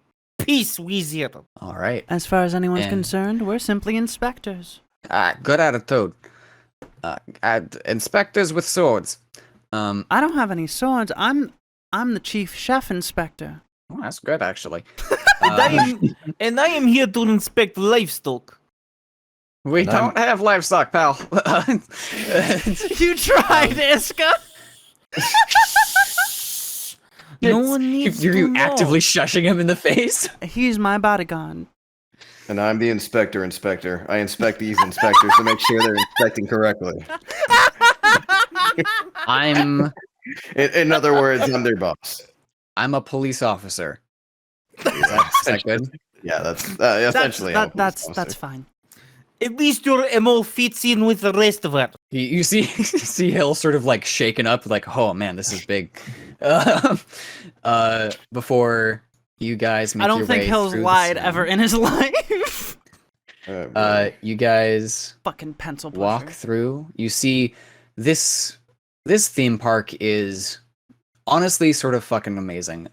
You see these overhanging rails. It seems to be like a monument to industry and nature and coexistence, but to the extent of the industry that is present within Halvera. You note, Richard, that this place is super technologically thrifty. There's overhead like pressures tram rails that seem to lead to different little stations. Even if it doesn't really require a tram to do, it's just like a ride. You see a bunch of little like Professor Pendulum's Timepiece Laboratory, where it's like a little cartoonish Sam Dean who's like showing kids the importance of timepieces and stuff. You see little like golem factories and little like race the land draggers in this little like go-kart arena. I feel very out of place here. You definitely do. It is hardcore. Lily, like, is just, I think, just awestruck and leans over to Richard. Is this what it's like all the time over in Halvera? Not exactly, but I have had weird cases, so yeah, kind of. This feels very crowded. I could not imagine living in such a crappy place like Calvera. Yeah, it's that alright. is exactly what an Eastern European would say. This place is dog shit. Where are the horses? Where are the open fields? As you walk through, you see Innovation Square, where there's this large statue of just a general clockwork woman. She looks like half robot, half like nature goddess. And you see these vines going up her as it like falls out into a fountain. And then in the far portion of the square, you see this large building. In the brochure that you all have, it reads that the start of an era is this like beautiful exploration of the world of technology before there was like this corruption of all of this industry, and when it was just like pure innovation, and how we're all taking steps.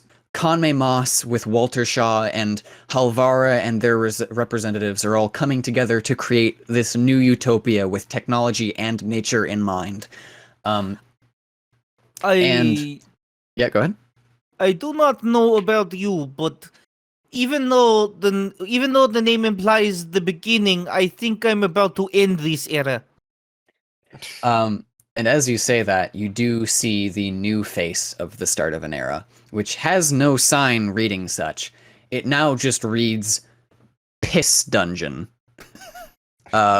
which has been scratched out as just P Dungeon.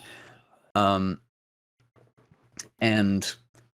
all of you shudder, understanding that this is not going to be a fast job. Lele? When we get out of this, I want you to promise me that you will, in fact, force every single one of us to individually go and take a bath. This is disgusting. I feel disgusting standing in front of this. Yeah, that sounds fair. You feel the anticipation. With the anticipation. Yeah? You know what? Can I just spend a little bit of regnomancy here? Sure. Nothing too crazy. I just want to say that at the front of the entrance for the Piss Dungeon, or I guess the P Dungeon, Yeah. there is a very clear change of humidity to the point where it seems like there's almost a fucking like trail of smoke. Oh, Out from the absolutely. Can I spend regnomancy off of that? Expand Sure. upon it? Yeah. I want to say that humidity is coming from two fountains on either side of the door that are spewing actual piss. I will say, this guy doesn't like piss. It is pea soup. That's fine. Oh. But Okay. still funny. And as you walk to the entrance of this dark dungeon, this piss tower. I'm sorry, scratch that. The leaning This tower of P pizza? tower, this leaning tower of P. You feel that anticipation as thick as pea soup. Go fuck yourself. And with that ends session 1 of arc number 2, Peas and Quiet. I hate you. It's so fucking dumb. That was so Let's bad. do it, baby! Dungeon crawl time! I'd like to retract my regnomancy and respend it to change that stupid fucking name. Can't stop it. I've psychically stopped the recording. Rusted Boar Regnomancy is brought to you by Nevi Alden Siege Kirsten. Reese Aldrich. Bad Gob Leafy. and viewers like you. Thank you. Map and token assets created by 2 Minute Tabletop and Bad Goblay V. All music used within the RBR podcast is used with explicit permission through a Creative Commons license or under fair use. You may find them in the description below. Rusted Boar Regnomancy is produced by Levi, Nevi Alden, And directed by Nevi Alden. Rusted Boar Regnomancy is published under a Creative Commons Attribution Share Alike 4.0 international license. Rusted Boar Regnomancy is in no way affiliated with, supported, or endorsed by Hasbro or Wizards of the Coast. We of the Rusted Boar crew earnestly hope you enjoy our production. Right, so That being would said, you- it's contrasted by her lugging around a 200-pound backpack of food. yeah, you know, just chilling. just casual, just girl things. Hashtag girl boss gatekeep gaslight. Water, 1 second. Sure thing. I just finished all my pizza while you were doing that. Damn, that was All right. fast. Destroying fucking It's pizza. really goddamn. good. It's Brooklyn style, like pepperoni and meat pizza. Fantastic. Anyway, That's not fantasy enough for me. I need fucking all right, fine. Mordor pizza. It has fucking it has steelback gorilla fucking meat on it. Are you happy now? I need fucking phoenix sausage. Freaking with immerse me. with Go ahead. Phoenix smoked Gouda. Okay, are you happy now? Yes.